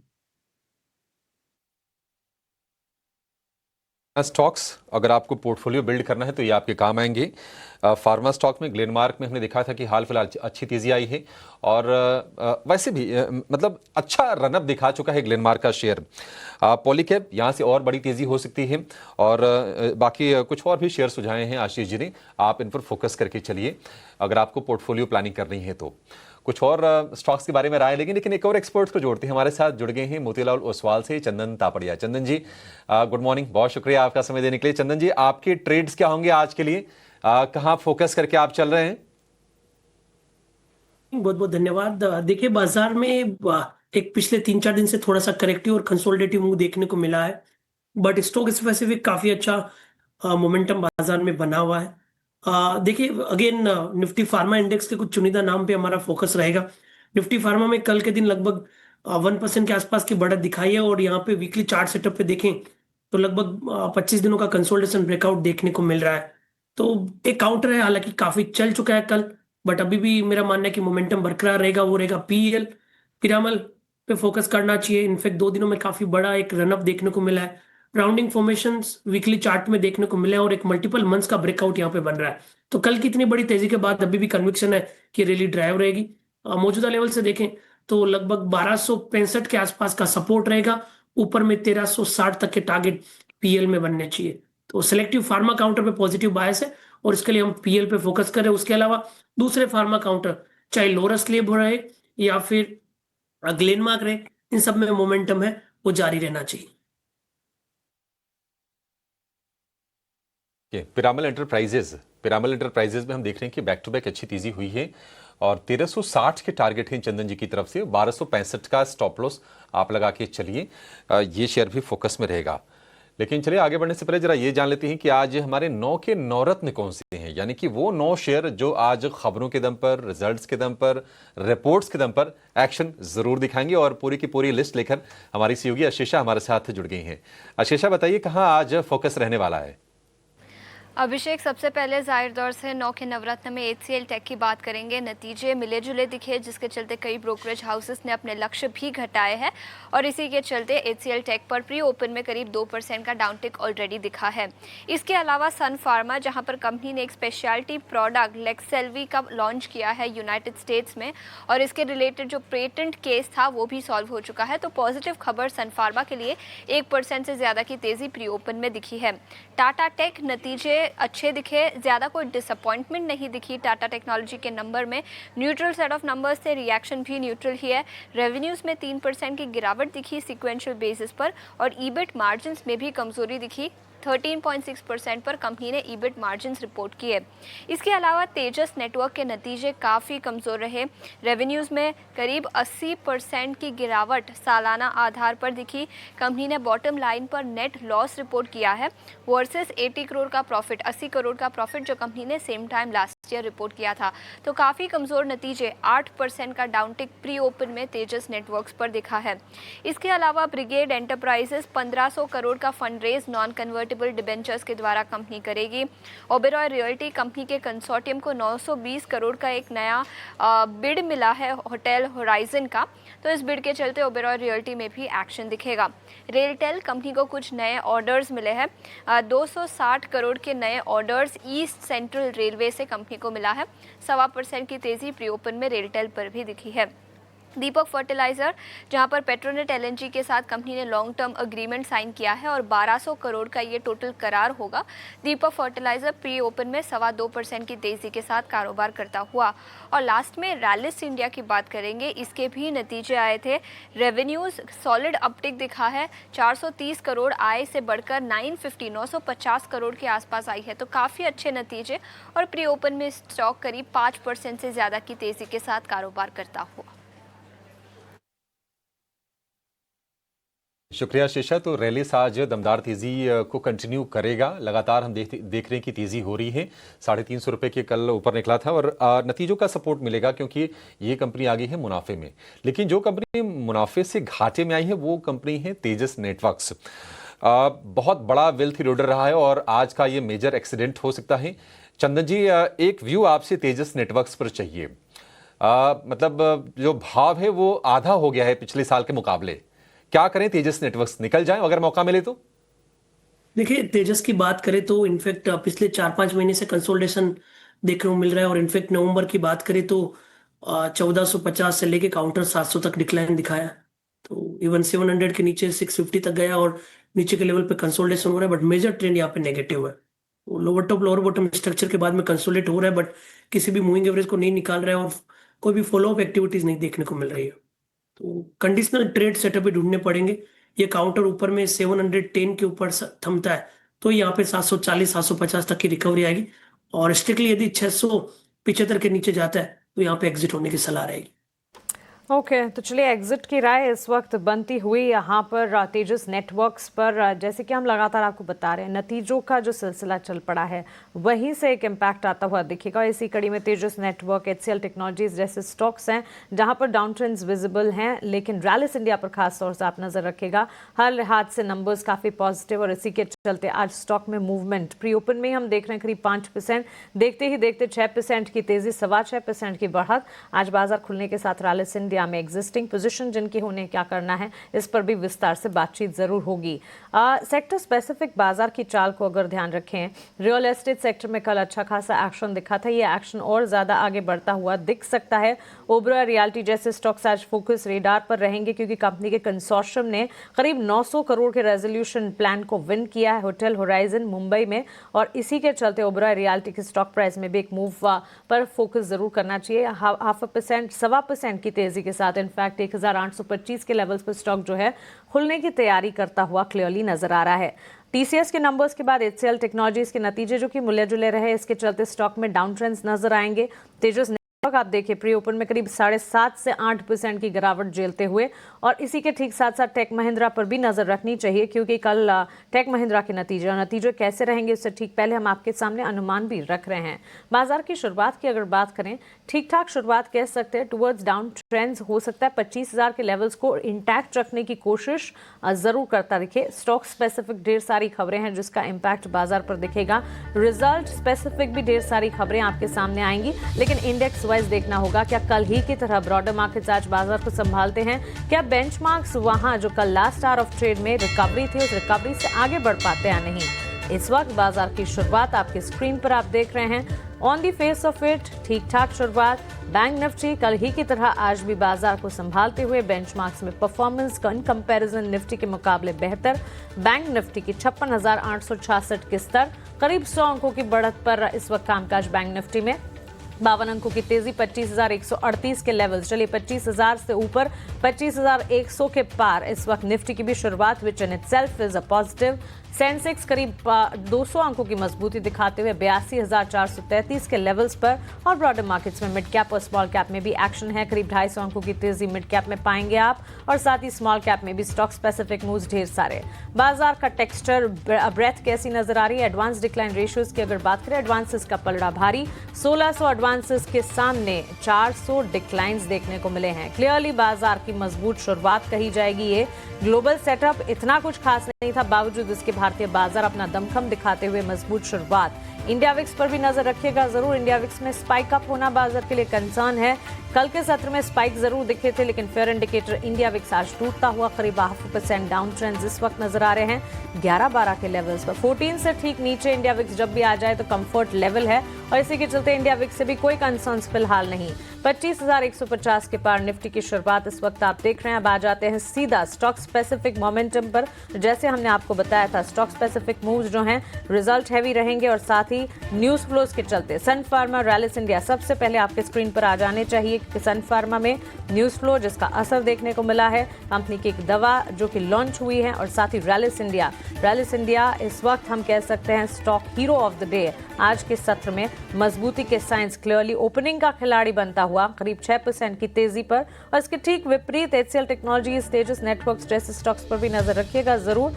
टीसीएस नतीजों के बाद हमने देखा था डाउन ट्रेंड्स और फ्रिक्शन नजर आए थे, लेकिन टीसीएस के स्टॉक प्राइस में इस वक्त आप देखेंगे मजबूती वापस लौटती हुई, लेकिन हल्का फुल्का एक्शन है। नतीजों के ठीक बाद आईटी सेक्टर का मूड जो है वो बिगड़ा था, और टीसीएस जो है संभलने की कोशिश करता हुआ। टेक महिंद्रा, एचसीएल टेक्नोलॉजीज नतीजों के लिए लिहाज से नंबर्स कैसे आएंगे, टेक महिंद्रा के नंबर्स और साथ ही एचसीएल टेक्नोलॉजीज के नंबर्स कैसे रहें, उस पर रिएक्ट करते हुए दोनों ही स्टॉक्स। विप्रो में हम देख रहे हैं अप मूव्स हैं। तेजस नेटवर्क के स्टॉक पर भी नजर डालेगा जरूर, बिकॉज वहां पर भी नतीजे आए थे, नतीजों का एक्शन डाउन ट्रेंड्स यहां पर बनते हुए। इंट्राडे में निफ्टी 25,150 के पार इस वक्त, और स्टॉक वाइज काफी हद तक मार्केट को कंट्रीब्यूशन सन फार्मा, रिलायंस, भारती एयरटेल, इन्फोसिस, महिंद्रा एंड महिंद्रा की तरफ से मिलता हुआ। ध्यान रखें रिलायंस इसी हफ्ते कंपनी के नतीजे आने वाले, नतीजों से ठीक पहले इस स्टॉक पर भी नजरें हैं। एक्सपर्ट्स से लगातार हम बातचीत भी कर रहे हैं, और एक्सपर्ट्स का ये मानना है कि करंट लेवल्स को देखते हुए रिलायंस को वेट एंड वॉच की लिस्ट में डालना जरूर चाहिए। 0.5% गेंस के साथ स्टॉक में 1,490 के लेवल्स पर ट्रेंड है। एग्जिस्टिंग पोजीशन है तो इस पोजीशन को बरकरार रखें। नई पोजीशन के लिए एक बार रिजल्ट्स को आ जाने देते हैं, उसके बाद देखेंगे। 18 जुलाई को कंपनी के नतीजे आने वाले हैं। HCL technologies, ICICI bank, UltraTech cement, Cipla, SBI life, ये मेजर लगार्ड्स हैं, बड़े दिग्गज प्लेयर्स जो कि बाजार को फिलहाल संभाल नहीं पा रहे हैं। साथ साथ सेक्टोरल परफॉर्मर्स की अगर बात करें, आज के सत्र में हर सेक्टर में अच्छा खासा एक्शन है।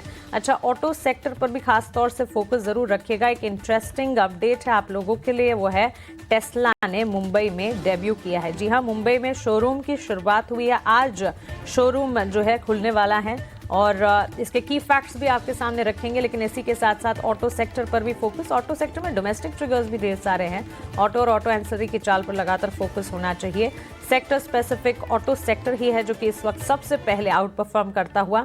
मेजर प्लेयर्स में hero MotoCorp, Tata Motors, Eicher Motors, Motherson, Bharat forge, ये सारे स्टॉक्स में अच्छा खासा एक्शन। इसके ठीक पीछे real estate sector, energy, pharma, PSU bank, metal, mid select, FMCG, IT, financial services, in this order her sector में इस वक्त अच्छा खासा एक्शन दिख रहा है। दमदार शुरुआत है ये बाजार की। अच्छी खासी मूव्स के बीच ब्रॉडर मार्केट्स भी परफॉर्म करते हुए, बेंचमार्क्स में भी लगातार तेजी का दौर और सेक्टर स्पेसिफिक भी बाजार में काफी अच्छा एक्शन और देखते ही देखते एडवांस डिक्लाइन में एडवांसेस का पलड़ा और भारी होता हुआ 1900 एडवांसेस के सामने महज 330 डिक्लाइन। एनएसई इंडेक्स ट्रैकर आपके स्क्रीन पर आ जाएगा और तस्वीर काफी अच्छी नजर आ रही है, हरे निशान के साथ ग्रीन पैटर्न्स एवरीवेयर। चलिए बाजार की शुरुआत हमारे एक्सपर्ट्स कैसे देख रहे हैं और उनकी रणनीति क्या है, साथ ही उनके ओपनिंग ट्रेड्स क्या हैं वो जानते हैं।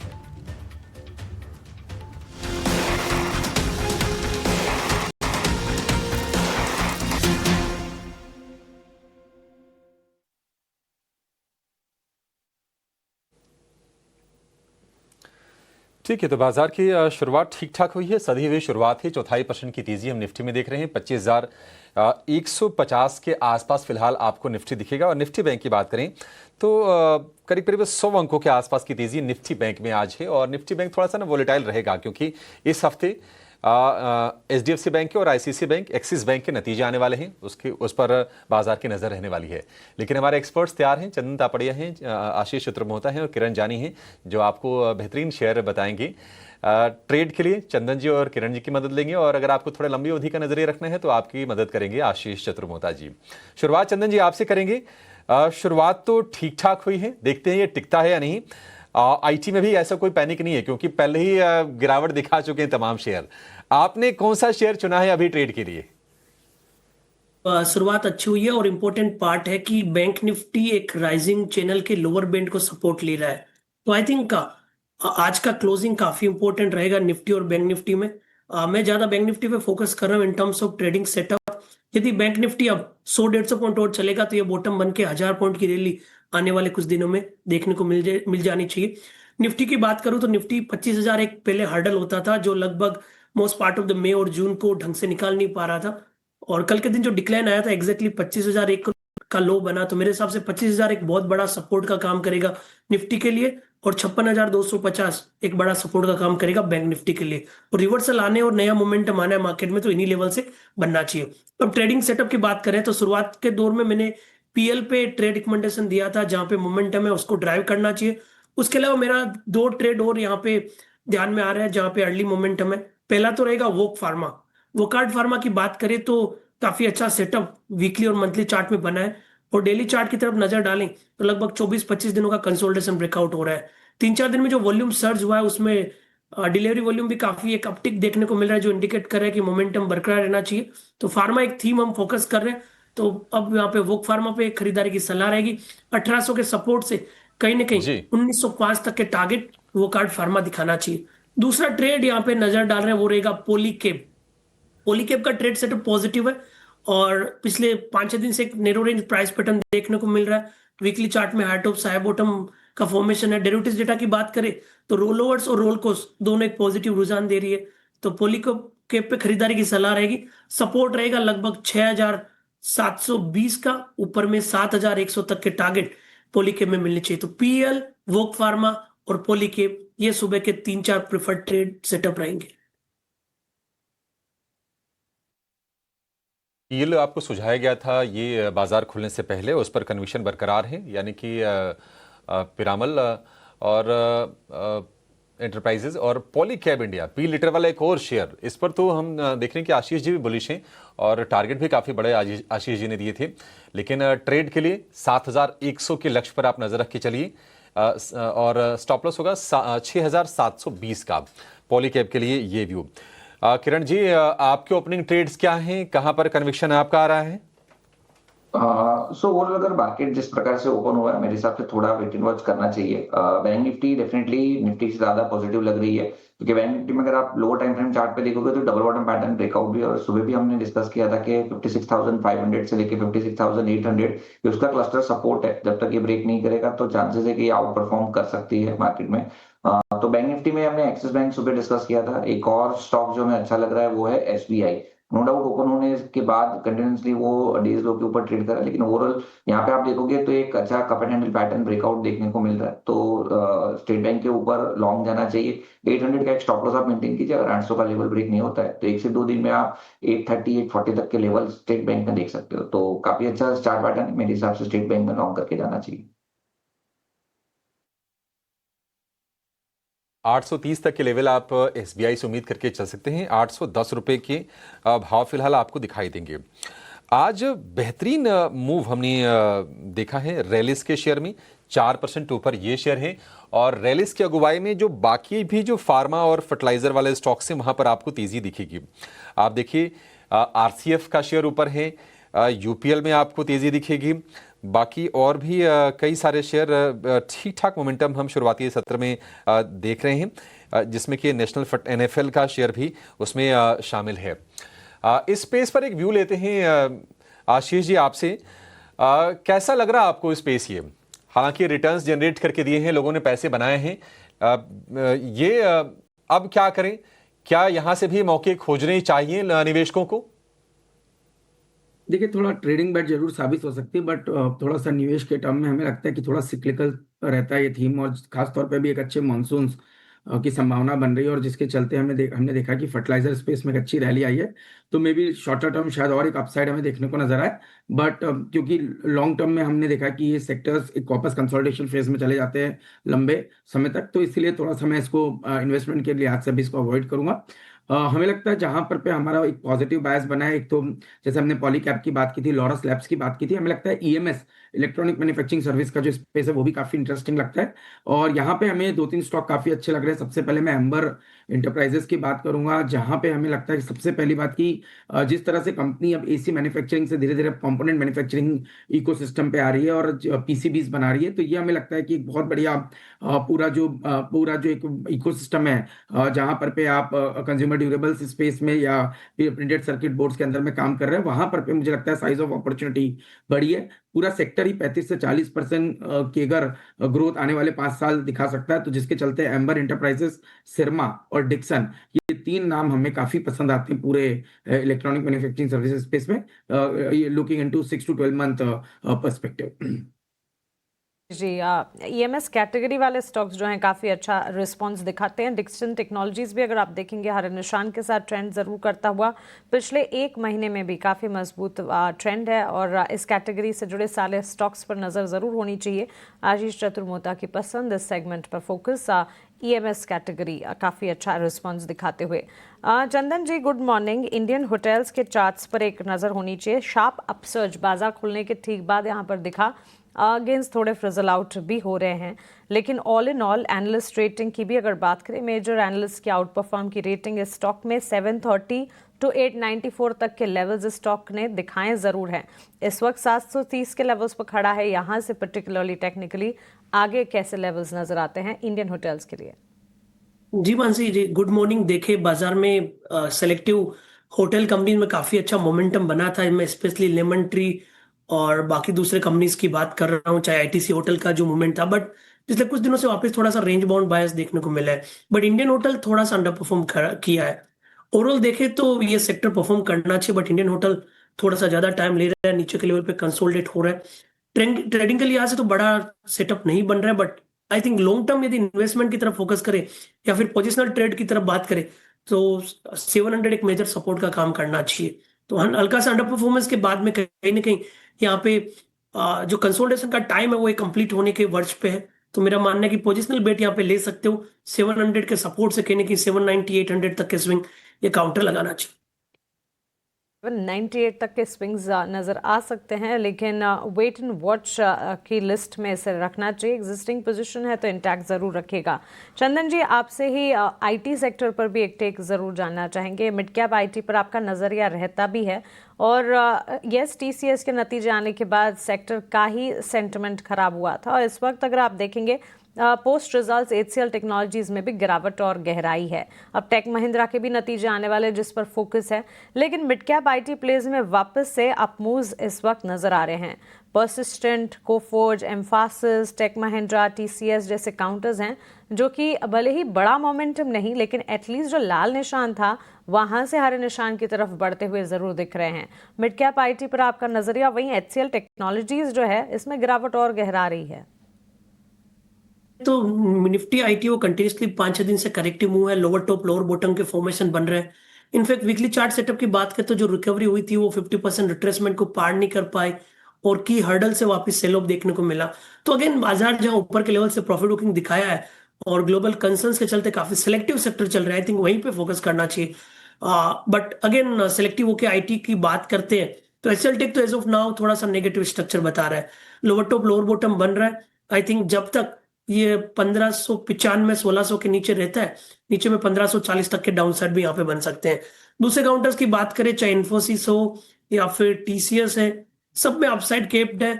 ऊपर में कोल्ड राइटिंग देखी गई है, हालांकि इस लेवल पे बिकवाली की सलाह नहीं होगी, बट याद रखें स्ट्रक्चर नेगेटिव है। यदि आपको फिर भी एक आईटी से काउंटर लेना है जहां पे रिकवरी और स्ट्रेंथ कंपैरेटिवली ज्यादा हो, तो मैं वहां पे फोकस करूंगा कोफोर्ज पे।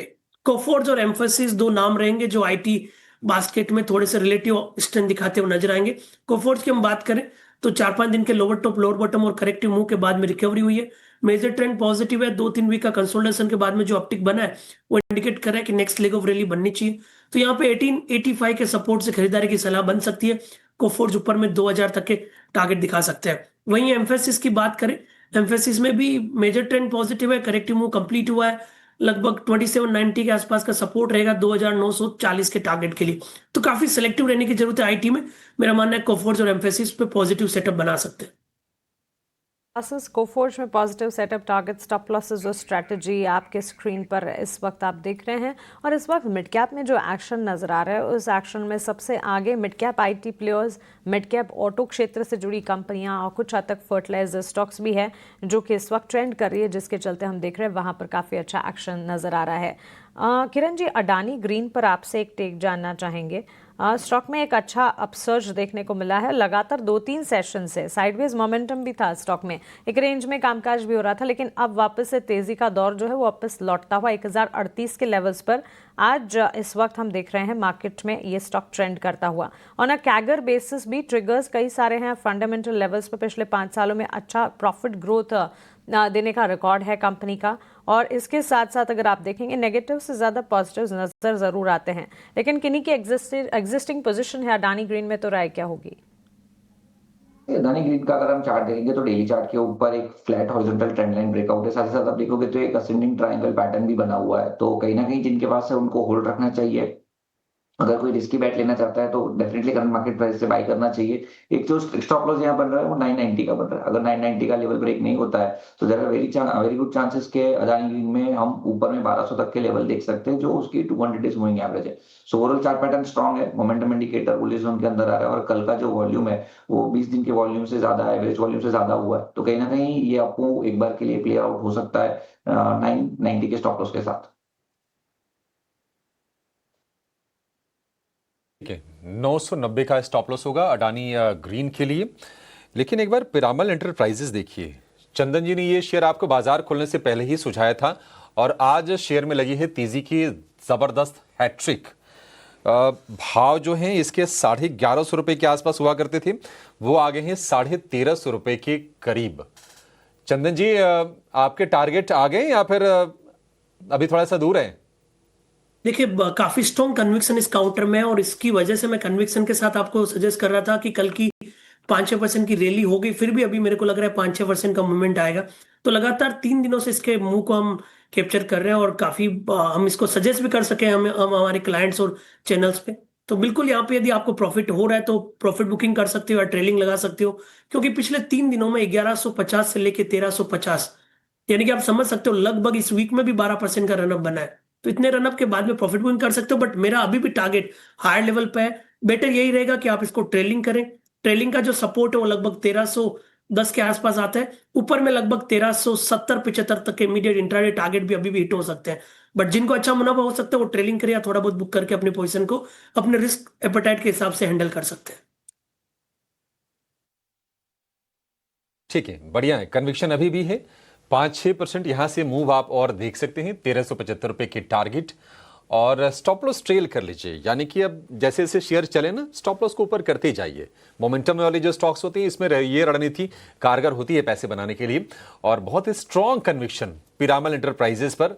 पहला शेयर चंदन जी ने यही बताया, और आज देखिए आपकी धमाकेदार कमाई ये शेयर करा के दे रहा है। लेकिन अभी भी होल्ड कीजिए, स्टॉप लॉस ऊपर कर लीजिए, 1310 का कर लीजिए और आपके पैसे बन जाएंगे। क्रूड थोड़ा सा नीचे आया है, तो आज हम देख रहे हैं कि जो ओएमसी स्टॉक्स हैं थोड़े फ्लेवर में लौटे तो हैं। आईओसी में करीब करीब 1% के आसपास की तेजी है। बीपीसीएल की बात करें तो 1.25% ये शेयर ऊपर दिख रहा है। और अगर हम एचपीसीएल की बात करें तो यहाँ पर जो तेजी है वो करीब 2% के आसपास की है। तो ये स्पेस आज थोड़ा सा एक्शन दिखा रहा है। किरण जी, कोई शेयर जो आपके रडार पर आ रहा हो एएमसीज में या फिर ऑयल एंड गैस बास्केट में? अच्छा ठीक है, किरण जी हमारे साथ नहीं है, उनको आगे फिर से जोड़ेंगे। लेकिन एक और एक्सपर्ट हमारे साथ जुड़ गए हैं, अमोल आठवाले हमारे साथ हैं। अमोल भाई, बहुत शुक्रिया आपका समय देने के लिए। Good morning. पहले ओएमसीज में कोई शेयर आपको पसंद आ रहा तो वो बता दीजिए, और अगर आपके कुछ अपने ट्रेडिंग पिक्स भी हैं तो वो भी शेयर कीजिए। जी नमस्ते and good morning. I think BPCL का फॉर्मेशन काफी प्रॉमिसिंग लग रहा है। एक तो एक कंसोलिडेशन जोन से स्टॉक बाहर निकल चुका था, उसके बाद एक रैली के बाद एक पॉजिटिव कंसोलिडेशन हो जाए, और आज का फॉर्मेशन अगर हम देखते हैं तो रिवर्सल फॉर्मेशन है। मुझे लगता है ट्रेंड फॉलोइंग ट्रेडर्स के लिए 338 340 एक इंपॉर्टेंट सपोर्ट जोन रहेंगे। जब तक उसके ऊपर रहता है ये बुलिश सेटअप कंटिन्यू रहेगा। ऑन द हायर साइड अगर मैं पोजिशनल पॉइंट ऑफ व्यू से देखता हूँ तो बीपीसीएल में 360 365 तक के टारगेट्स निकल के आ रहे हैं। अब मेरे दो पोजिशनल पिक्स, एक फेडरल बैंक के साथ में जाना चाहूंगा, ये पोजिशनल पॉइंट ऑफ व्यू से देख रहा हूँ। 210 के आसपास मैंने पिक किया था, पोजिशनली टारगेट निकल के आ रहे हैं 225 के, और स्टॉप लॉस उसका रहेगा 205 का। एक करेक्शन के बाद स्टॉक में एक रिट्रेसमेंट सपोर्ट पे ट्रेड हो रहा है। और अगर हम ब्रॉडली डेली पैटर्न या वीकली पैटर्न देखेंगे तो हायर लोस फॉर्मेशन स्टॉक ने अभी भी मेंटेन किया है। रिवर्सल फॉर्मेशन हुआ है। मुझे लगता है अगर 205 लेवल मेंटेन होता है तो स्टॉक में एक पोजिशनल पॉइंट ऑफ व्यू से रैली आने के चांसेस यहाँ से काफी ब्राइट लग रहे हैं। दूसरा मैं इटरनल के साथ जाना चाहूंगा, वो 269 के आसपास चल रहा है। पोजिशनली टारगेट निकल के आ रहे हैं 285 के, और स्टॉप लॉस उसका रहेगा 262 का। काफी प्रॉमिसिंग फॉर्मेशन है। एक तो स्टॉक ने अपना जो अप ट्रेंड है वो मेंटेन रखा था, कल एक ब्रेकआउट के बाद आज एक रूटीन करेक्शन देखने को मिल रहा है। पोजिशनल सेटअप अच्छा है। मुझे लगता है अगर ये लेवल मेंटेन्स होते हैं तो स्टॉक में एक फ्रेश अप ट्रेंड रैली आने के चांसेस यहाँ से काफी ब्राइट लग रहे हैं। टनल भी रडार पर है अमोल जी की, 285 की टारगेट होगी, 262 रुपए का आपको स्टॉप लॉस लगा के चलना है। और ओएमसी में जो शेयर सुझाया है अमोल ने, वो है आपके लिए बीपीसीएल का। चंदन जी, एक और सेगमेंट है जहां पर हम एक्शन देख रहे हैं, जो मल्टीनेशनल जो कंपनीज है ना, वहां पर हम देख रहे हैं कि लगातार अच्छी बाइंग हो रही है। जिलेट इतने बड़े साइज का शेयर होने के बावजूद हम देख रहे हैं कि आज 5% ऊपर है, ये 11,000 रुपए के ऊपर के भाव। बॉश एक और हैवीवेट, ये भी चलता हुआ दिख रहा है। हालांकि दिक्कत ये होती है कि अब ये मल्टीनेशनल्स हैं, स्प्लिट या बोनस आते नहीं हैं, और फ्लोट कम होने से होता क्या कि लिक्विडिटी भी काफ़ी कम होती है, मतलब ट्रेडर पार्टिसिपेट ज़्यादा कर नहीं पाते हैं। कोई शेयर जो आपको इंटरेस्टिंग लगता हो बिजनेस के लिहाज से, क्योंकि आप फंडामेंटल्स भी तो ट्रैक करते ही थोड़ा सा। बिल्कुल आपने सही कहा, बट अगेन मेरा हमेशा यही फोकस रहता है कि अच्छे काउंटर को आप मोमेंटम में कैप्चर करें ताकि आपको ज़्यादा उसमें कंफर्ट मिल जाए। और हमेशा आप देखोगे कि मोस्ट ऑफ द काउंटर जो मैं सजेस्ट कर रहा हूँ वो उस तरह के रहते हैं कि आपको इंट्राडे स्विंग प्ले करना है, चाहे शॉर्ट टर्म करना है या पोजिशनल करना है, हर लिहाज से आप पिक कर सकते हो। मैं सबसे पहले बोस की बात करता हूँ। बोस 3 वीक पहले एक फैंटास्टिक कप एंड हैंडल का पैटर्न बना था, जो टिपिकली टेक्निकल के हिसाब से जो टेक्स्ट बुक होती है उसका कप एंड हैंडल, यानी राउंडिंग फॉर्मेशन और उसके बाद में हल्का सा लिप। और उस कप एंड हैंडल का फॉर्मेशन वीकली चार्ट में बना था, उसका ब्रेकआउट बना था लगभग 32,800 के आसपास। और वो ब्रेकआउट होने के बाद 3 वीक में इस काउंटर ने 6,000 रुपए की तेजी दी है। अब नए सेटअप की हम बात करें तो कप एंड हैंडल का एक्सटेंडेड राउंडिंग फॉर्मेशन देखने को मिल रहा है, जो इंडिकेट कर रहा है कि अपगोइंग मोमेंटम है वो कंटिन्यू रहना चाहिए। तो मेरा ऐसा मानना है कि बॉस लिमिटेड यहाँ पे एक पॉजिटिव स्टेंस बरकरार रखेगा। सपोर्ट थोड़ा सा लंबा रहेगा क्योंकि ऑलरेडी काफी चल चुका है। 36,900 यहाँ पे एक मेजर सपोर्ट रहेगा, और इमीडिएट सपोर्ट के लिए आप 37,300 को ध्यान में रख सकते हो। ऊपर में लगभग 40,000 प्लस तक के टारगेट के लिए। वहीं आप जिलेट की बात की तो जिलेट पे बिल्कुल एक पॉजिटिव सेटअप यहाँ पे बना है। आज एक ब्रेकआउट देखने को मिला है, राउंडिंग फॉर्मेशंस यहाँ पे बने हुए हैं, स्टॉक अपने new life time high territory में एंटर हो रहा है। तो जिलेट पे बिल्कुल रेडार रहना चाहिए। कंजम्पशन थीम वापस प्ले कर रही है, तो सपोर्ट रहेगा लगभग 10,800 के आसपास। सपोर्ट यहाँ पे रहेगा 10,800 के आसपास, ऊपर में टारगेट बनेंगे 12,500 के आसपास के। सो बॉश और जिलेट दोनों पर आगे के टारगेट्स कन्विक्शन है 12,000 तक के लेवल्स जिलेट में और बॉश में 37,000 का स्टॉप लॉस लगाएं। 40,000 40,000 तक के लक्ष्य भी यहाँ पर मिल सकते हैं। करीब 2% की तेजी पर 38,515 के लेवल्स हैं। 38,000 से 40,000 तक जा सकता है। 12,500 तक के लेवल्स जिलेट इंडिया पर भी नजर आ सकते हैं। 11,135 के स्तर यहाँ पर देखने को मिल रहे हैं। दोनों स्टॉक्स में पॉजिटिव कन्विक्शन, यहाँ से और ज्यादा तेजी के आसार। लेकिन टाटा टेक्नोलॉजीज के स्टॉक को एक बार पुलअप करना चाहिए। नतीजे कुछ खास थे नहीं, लेकिन स्टॉक में करीब 3.25% की बढ़त इस वक्त नजर आ रही है। जून तिमाही में अगर आप देखेंगे बिल्कुल मिले जुले नंबर्स थे। अमोल जी, आपसे एक टेक जानना चाहेंगे। रेवेन्यूज में तो कटौती नजर आई थी करीब 3.5% की। मुनाफा जो है वो भी घटा था, मार्जिन्स में भी डेंट पड़ा। बावजूद इसके 741 के लेवल्स पर टाटा टेक्नोलॉजीज का काउंटर टेक्निकली क्या चार्ट स्ट्रक्चर और ज्यादा मजबूत दिख रहे हैं?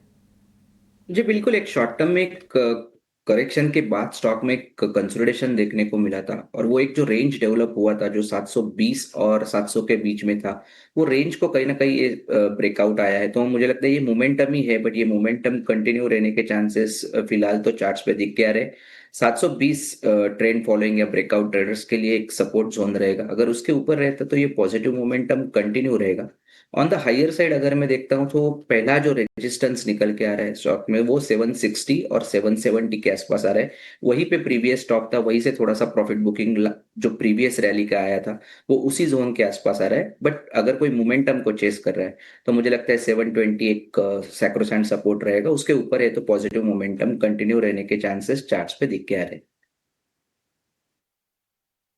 साइड में रखते हुए टाटा टेक्नोलॉजीज के स्टॉक में बढ़िया एक्शन है और टेक्निकली चार्ट्स में एक्शन बरकरार रहेगा, ये मानना है अमोल जी का।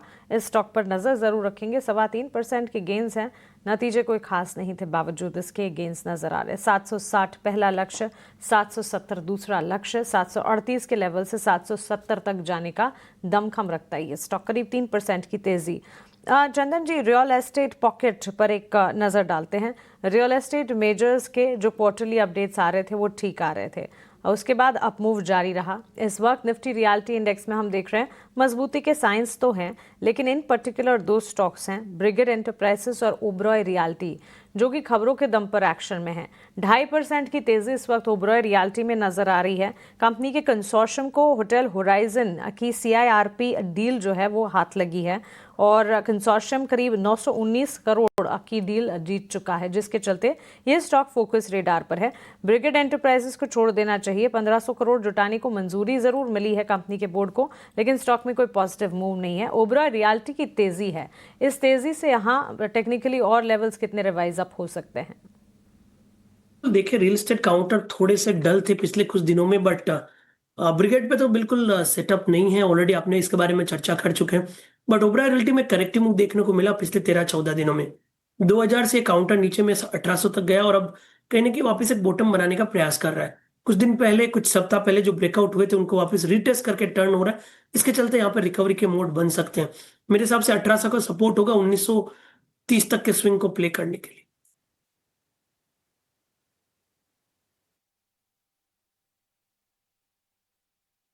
और रियल्टी को लेकर ये व्यू है, लेकिन हम देख रहे हैं कि बाजार फिर से थोड़ा सा ना शांत पड़ गया है। 25,100 के आसपास निफ्टी है, और हमने कहा था आपको कि 25,200 एक हर्डल के तौर पर निफ्टी के लिए काम करेगा। निफ्टी बैंक की बात करें तो जो गेंस हैं वो 80-90 अंकों के आसपास के रह गए हैं। हालांकि ब्रॉडर मार्केट से संकेत अच्छे हैं। अगर एक शेयर गिर रहा है तो 3 से ज्यादा शेयर आज चलने वाले हैं। ये है मार्केट की ब्रेथ, तो वहां पर कोई दिक्कत लग नहीं रही है। और बाजार को आज सपोर्ट करने का काम हम कर रहे हैं। देख रहे हैं जो दिग्गज शेयरों में है, रिलायंस 0.5% ऊपर है, भारतीय एयरटेल से सपोर्ट मिल रहा है, कोटक बैंक आज मजबूती दिखा रहा है, सन फार्मा भी अच्छी खबर के दम पर ये शेयर भी चल रहा है, लेकिन गेंस 0.5% के आसपास तक के ही हैं। लेकिन ऑटो में मोमेंटम आज बढ़िया है, क्योंकि हीरो मोटो टॉप गेनर है करीब 1.25% की तेजी के साथ, और हीरो मोटो के साथ साथ हम देख रहे हैं कि आयशर और बजाज ऑटो ये शेयर भी आज तेजी के साथ कारोबार करते हुए आपको दिखेंगे। अमोल जी, 2 व्हीलर आज चक्का घूम रहा है तेजी से, कहां भरोसा आपका है? और किसी को अगर अभी ट्रेड लेना हो तो पसंद आपको कौन सा शेयर आ रहा है? जी, अगर मैं थोड़ा सा ब्रॉडर सेटअप देखता हूँ तो एक टीवीएस मोटर का फॉर्मेशन कंपैरेटिवली बेटर लग रहा है, क्योंकि एक higher high higher low formation अभी भी मेंटेन है। एक करेक्शन के बाद यही जोन से एक रिवर्सल फॉर्मेशन हुआ है जहाँ पे कंसोलिडेशन काफी टाइट था। तो मुझे लगता है एक पोजिशनल पॉइंट ऑफ व्यू से अगर मैं देख रहा हूँ तो भी 2750 एक टीवीएस मोटर के लिए इंपॉर्टेंट सपोर्ट रहेगा। अगर उसके ऊपर रहता है तो ये वापस एक फ्रेश अप ट्रेंड की जो पॉसिबिलिटी है वो ओपन करता हुआ देख रहे हैं। थोड़ा सा कंसोलिडेट हो सकता है, बट जो सेटअप है वो कहीं ना कहीं अब वापस से पॉजिटिव साइड पे डेवलप होता हुआ देखने को मिल रहा है। ऑन द हायर साइड 2900 2950 जो उसके प्रीवियस रेजिस्टेंस जोन थे, वहां तक ये मोमेंटम कंटिन्यू रहने के चांसेस काफी ब्राइट लग रहे हैं। हीरो मोटो की आपने भी बात की थी, हीरो मोटो भी आज रिवर्स जरूर हुआ है, बट हीरो मोटो के लिए दिक्कत ये है कि वो एक जो कंसोलिडेशन में फंसा हुआ है, वो रेंज ब्रेकआउट कहीं ना कहीं मिसिंग हो रहा है और ऊपरी लेवल पे दबाव भी देखने को मिल रहा है। मुझे लगता है 4380 एक रेजिस्टेंस जोन बना हुआ है, काफी प्रॉमिसिंग रेजिस्टेंस जोन है। जब तक वो ब्रेक नहीं होता, मुझे लगता है कि थोड़ा सा कंसोलिडेशन और एक्सटेंड होते हुए हम आने वाले दिनों में देख सकते हैं। हीरो मोटो में कंसोलिडेशन थोड़ा सा बढ़ सकता है, 4380 ये लेवल पार होने दीजिए। लेकिन टीवीएस मोटर क्लियरली एक विनर, 1.25% की तेजी और 2900-2950 के टारगेट के लिए आपको खरीदारी करने की सलाह दे रहे हैं इस पर अमोल आपके लिए। ठीक है, अच्छा है, ये ऑटो में मोमेंटम है और वो ट्रेड आपके लिए हमने जाना। निफ्टी अपने गेंस को ऑलमोस्ट गंवा चुका है, 25,100 के नीचे आ गया है, 15 अंकों की हल्की सी तेजी। लेकिन निफ्टी बैंक में निफ्टी के मुकाबले तो प्रदर्शन थोड़ा सा बेहतर है, हालांकि प्रेशर वहां पर भी है। 50-55 अंक नीचे, 50-55 अंक ऊपर आपको निफ्टी बैंक कारोबार करता हुआ दिखेगा इस वक्त। चंदन जी, एक आईटी का शेयर आपसे समझना चाहते हैं, क्योंकि हमने देखा कि टीसीएस के जब नंबर्स आए तो सारे के सारे शेयर गिरे, क्या मिड कैप क्या लार्ज कैप, हर तरफ हम देख रहे थे कि बिकवाली का शिकार हो रहे थे शेयर। लेकिन केपीआईटी टेक नहीं गिरा, केपीआईटी टेक मजबूत रहा, आज भी ये शेयर मजबूती के साथ कारोबार कर रहा है। चार्ट्स क्या इंडिकेट कर रहे हैं केपीआईटी टेक के, क्या यहां पर अपॉर्चुनिटी है ट्रेड को लेकर? देखिए, केपीआईटी टेक की बात करें तो बिल्कुल एक करेक्टिव मूव देखने को मिला था पिछले महीने में, बट अभी एक कंसोलिडेशन के साथ में डबल बॉटम जैसे प्राइस बिहेवियर बन रहा है। हालांकि निफ्टी आईटी नहीं चला, इसके चलते यहाँ पे रिकवरी नहीं आई, बट अच्छी बात है कि ऑलरेडी पहले से करेक्ट होके और अभी पिछले 10-12 दिनों से लोअर बॉटम के बेस बना रहा है। 1240 के मल्टीपल बॉटम्स यहाँ पे बना है, तो मेरे हिसाब से 1240 सपोर्ट का काम करेगा और लग रहा है एक बार 1350 तक स्विंग काउंटर दिखा सकते हैं। आज तक के लेवल्स भी केपीआईटी टेक्नोलॉजीज में नजर आ सकते हैं। एक नज़र इंडेक्सेस पर भी होनी चाहिए और साथ साथ इंडिया विक्स के लेवल्स पर भी। निफ्टी, बैंक निफ्टी और मिड कैप में जो गेंस नजर आ रहे थे थोड़े से फ्रिजल आउट होते हुए। निफ्टी 25,097 के लेवल, 25,150 के स्तर हमने देखे थे, वहां से नीचे गिरता हुआ ऊपरी स्तरों से। बैंक निफ्टी अभी लेवल्स को सस्टेन करने की पूरी कोशिश में, और इसके अलावा रिकवरी इनफैक्ट 56,707 नीचे की तरफ हमने देखे थे, और इस वक्त अगर आप देखेंगे वहां से कुछ हद तक रिकवरी बैंक निफ्टी में हाथ लगी है। निफ्टी के लेवल्स उसी लेवल पर इंटैक्ट है, 25,150 से तो इनफैक्ट नीचे जाता हुआ दिख रहा है। Fair indicator India VIX comfort levels पर है। एडवांस डिक्लाइंस में एडवांसेस का पलड़ा भारी जरूर, लेकिन मार्केट की चाल इस वक्त रेंज में जाती हुई नजर जरूर आ रही है। इंडिया विक्स में हम देख रहे हैं 0.5% के डाउन ट्रेंड्स देखने को मिले हैं। ब्रॉडर मार्केट्स में मिड कैप स्मॉल कैप पर अगर नजर डालें और निफ्टी नेक्स्ट कैटेगरी की अगर बात करें, कुछ चुनिंदा पॉकेट्स हैं जहां पर हम देख रहे हैं एक इम्पैक्ट। कोफोर्ज का स्टॉक हमारे डीप डाइव रिसर्च का भी हिस्सा था, वहां से तेजी की तरफ बढ़ता हुआ लगातार। रियल एस्टेट और साथ ही ऑटो पैक पर नजर रखनी चाहिए, लेकिन साथ साथ सन फार्मा और फार्मा स्पेस पर भी एक टेक अमोल आपसे जानना चाहेंगे। लेकर आए निफ्टी फार्मा इंडेक्स। बाजार की शुरुआत के साथ हमने देखा था इस स्पेस में एक मूव था 1690 के लेवल्स पर। सन फार्मा में शुरुआती तेजी जो है वो हल्की होती हुई नजर जरूर आ रही है। इसके अलावा फार्मा प्लेयर्स की भी अगर बात करें, फार्मा सेक्टर लाल निशान में इस वक्त बदलता हुआ, और यहाँ पर मेजर औरोबिंदो फार्मा, ल्यूपिन, ये तमाम स्टॉक्स हैं जो कि बिकवाली देख रहे हैं। गिरावट के साथ फार्मा स्पेस में इस वक्त कामकाज है। अमोल जी, गिरावट में कहीं खरीदारी के मौके या इस सेक्टर को इस वक्त वॉच लिस्ट में रखा जाए? नहीं, सन फार्मा एक ऐसा लग रहा था कि जो पॉजिटिव मोमेंटम है वो कहीं ना कहीं कंटिन्यू होगा। एक रेंज से भी बाहर निकल चुका था स्टॉक, बट अनफॉर्चुनेटली वो वापस एक इंट्राडे करेक्शन आया। अभी जो 1700 के आसपास के बाद एक करेक्शन आया, उसी को कंटिन्यू रखा है स्टॉक ने। तो मुझे लगता है थोड़ा सा सन फार्मा का फॉर्मेशन अच्छा है, बट रिवर्सल के लिए वेट करना पड़ेगा। रिवर्सल का लेवल रहेगा 1710 का, जो आज के डे हाई के आसपास आता है। वो अगर क्रॉस कर देता है तो मुझे लगता है कि फिर एक बार एक फ्रेश अपट्रेंड रैली आने के चांसेस सन फार्मा में बढ़ते हुए दिख के आ रहे। अपार्ट फ्रॉम दैट, अगर कोई पिक करना है तो एक बायोकॉन एक काफी प्रॉमिसिंग रहा है, हायर आया हायर लोज, आज भी एक रेंज का ब्रेकआउट नजर आ रहा है। 1.58% अप है और ये मंथ में अराउंड 10% का रैली हुआ है। तो मुझे लगता है इसका फॉर्मेशन काफी बेटर है और जब भी रैली आ रहा है तो वो सस्टेन हो रहा है। तो बायोकॉन के साथ पोजिशनल पॉइंट ऑफ व्यू से जरूर देखा जा सकता है। स्टैंडर्ड डिस्क्लेमर कि हमने ये स्टॉक कल हमारे प्लेटफॉर्म में भी शॉर्ट टर्म के लिए रिकमेंड किया था। ये बायकॉन है और ये स्टॉक का रिकमेंडेशन का हिस्सा भी बना है। यहाँ से मजबूती, फार्मा स्पेस में डेंट जरूर पड़ा है, लेकिन बायकॉन का स्टॉक प्राइस अब भी तेज करीब 1.5% की बढ़त के साथ दिन के उच्चतम स्तर पर यह ट्रेंड करता हुआ। लेकिन आज ओपनिंग का हीरो बाजार खुलने से पहले हमने आपके सामने रखा था रैलिस इंडिया, और ओपनिंग का खिलाड़ी इस कैटेगरी में से हमने जोड़ा था और बिल्कुल सही सटीक साबित होता हुआ दिखा हमारा ऑब्जर्वेशन। 8% की तेजी पर 382 के स्तरों पर इस वक्त रैलिस इंडिया में वॉलेटाइल है मार्केट्स, लेकिन ये स्टॉक दिन के उच्चतम स्तर पर जबरदस्त एक्शन दिखाते हुए। इतना ही नहीं, महज 3 ट्रेडिंग सेशन में, पिछले 3 ट्रेडिंग सेशंस में स्टॉक ने करीब 20% तक के मूव्स दिखाए हैं। आज की जो तेजी है, इस तेजी की वजह है कंपनी के नतीजों में ऐसा क्या खास रहा कि स्टॉक में इस तरह का जबरदस्त अपमूव देखने को मिला है। एक बार रविंदर से नतीजों का और रैलिस इंडिया में ताज़ा जो ट्रिगर्स हैं जो कंपनी को तेजी प्रदान कर रहे हैं, सारे ट्रिगर पॉइंट्स जान लेते। रविंदर बताएं। जी बिल्कुल, रैलिस इंडिया का जो स्टॉक है आज काफ़ी फोकस में है, जहाँ पर कंपनी ने कल आफ्टर मार्केट आज Q1 FY26 के नंबर रिलीज़ किए थे और उसमें कंपनी ने जो रेवेन्यू है वो 957 करोड़ पर रिपोर्ट किया था Q1 में, एज़ कम्पेयर टू 430 करोड़ ने सिक्वेंशियल बेसिस। तो ओवरऑल जो अगर बात करें क्वार्टर ऑन क्वार्टर बेसिस पे, तो रेवेन्यू में जो है अच्छा खासा ग्रोथ देखने को मिला है। वही नेट बात करें प्रॉफिट की, तो कंपनी ने जो है इस क्वार्टर में प्रॉफिट रिपोर्ट किया है 95 करोड़ का, एज़ कम्पेयर टू जो पिछले क्वार्टर में लॉस था 32 करोड़ का। वहीं एबिटा में भी जो है अच्छा खासा जो है उसमें उछाल देखने को मिला है। कंपनी का जो एबिटा रहा है Q1 FY26 में वो 150 करोड़ पर रहा है। वहीं अगर बात करें सेगमेंट वाइज के, तो क्रॉप केयर का जो सेगमेंट है कंपनी का, उसका जो रेवेन्यू है उसमें जो है 16% की इसमें ग्रोथ देखने को मिली है सिक्वेंशियल बेसिस में। वहीं पैट और एबिटा में भी जो है अच्छा खासा उछाल देखने को मिला है। पैट जो है 18 करोड़ से बढ़कर 40 करोड़ पर देखने को मिला है। वहीं एबिटा जो है 48 करोड़ से बढ़कर 70 करोड़ पर देखने को मिला है। और अगर बात करें दूसरे सेगमेंट की, तो सीड वाला जो सेगमेंट है रैलिस इंडिया का, उसका जो रेवेन्यू है उसमें भी जो है अच्छा खासा उछाल देखने को मिला है सिक्वेंशियल बेसिस पर। 37% का इसमें जो है इसमें अपटिक देखने को मिला है, जो 222 करोड़ से बढ़कर 305 करोड़ पर देखने को मिला है। वहीं एबिटा भी जो है अच्छा खासा उछाल देखने को मिला है, 30 करोड़ से बढ़कर 55 करोड़ पर देखने को मिला है। और कंपनी का जो Q1 FY26 में जो वॉल्यूम ग्रोथ था वो काफ़ी अच्छा रहा है।